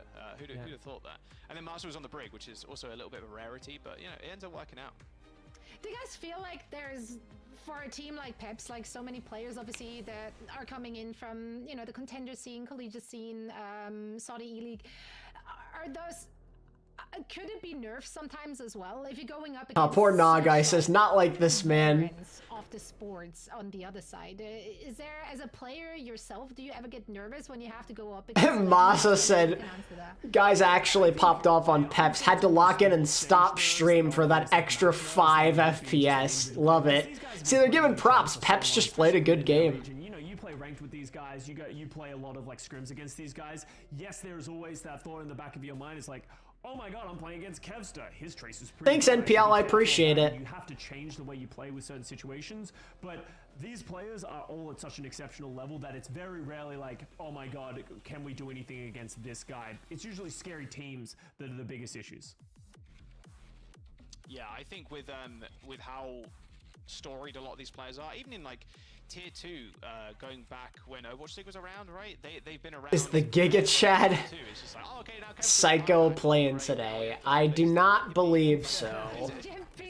It's a little rough. Super Shy play tomorrow. Oh wait, he's not on Super Shy. I mean, frick. Not Super Shy, god damn it. I mean, Peace and Love play tomorrow, I believe. They can still obviously make it to the main event. Like, this isn't over for them just yet. There's still a big chance for them, and I wouldn't be too surprised to see them move on. I mean, I love the mix that Peps has. Like, they have a lot of veteran players, of course, as well. Some on the server, some on the bench. I think that really helps the team generally, because you have, you know, the new players, that new energy, like...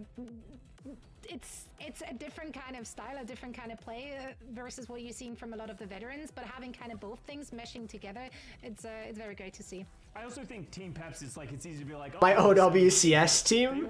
Like, do you mean which one I support? Question mark? SSG and Twisted Minds. So it's like, it wasn't like they got 7th seed because they lost to a couple of, you know, easier teams, or they, you know, didn't win as hard as they should have. They actually just lost a very strong team. So I think they have a lot to prove in this stage, and they want to improve from that 5th and 6th that they got last stage. Yeah, but as you said, it is not over yet for Team Peps. They still have a chance to get to the main event in their elimination match. That, of course, will be happening very soon. For now, though, we're taking a very quick break, and then afterwards, we are back with the last game of our EMEA region. I'm kind of like doing it per region. EU, I haven't really decided which team, because the team I was supporting, Quick Esports, they kind of got rid of the guys I liked, so... I'm thinking EU, I might go for Space Station because I'm just familiar with those guys and I like them. Korea, I'm a WAC supporter. And then in NA, I like Timeless. I'm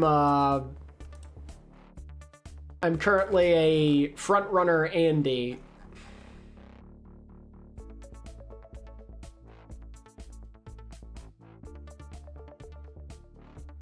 Yeah, I have someone I used to play some Overwatch with from time to time, and then Hogs, who's actually someone who's come in the stream quite a bit in chat, is coaching that team, Nightmare Rotation. They have Bastion main on that team too, funny enough. EU's like the hard one, like that's like who I'm still trying to figure out who I really want to support. Leaning towards Space Station, but I can't say for certain yet. Asia, I do like WAC, though. I love Shu, and I love the Shock/O2 Redemption arc. And then Timeless are the homies.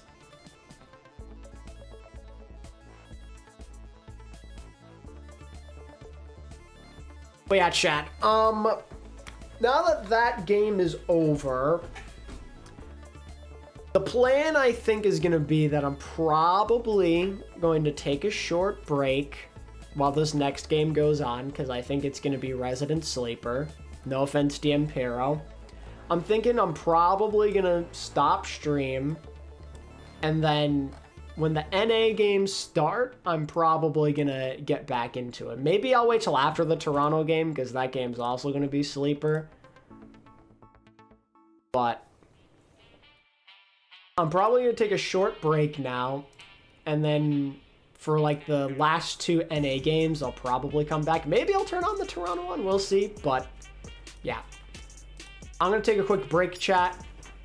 I'll be back in like an hour or 2. I'll start up a new stream. Hope to see some of you then. If I don't see some of you, appreciate you hanging out today, but yeah, I'll be back for NA later. Peace out.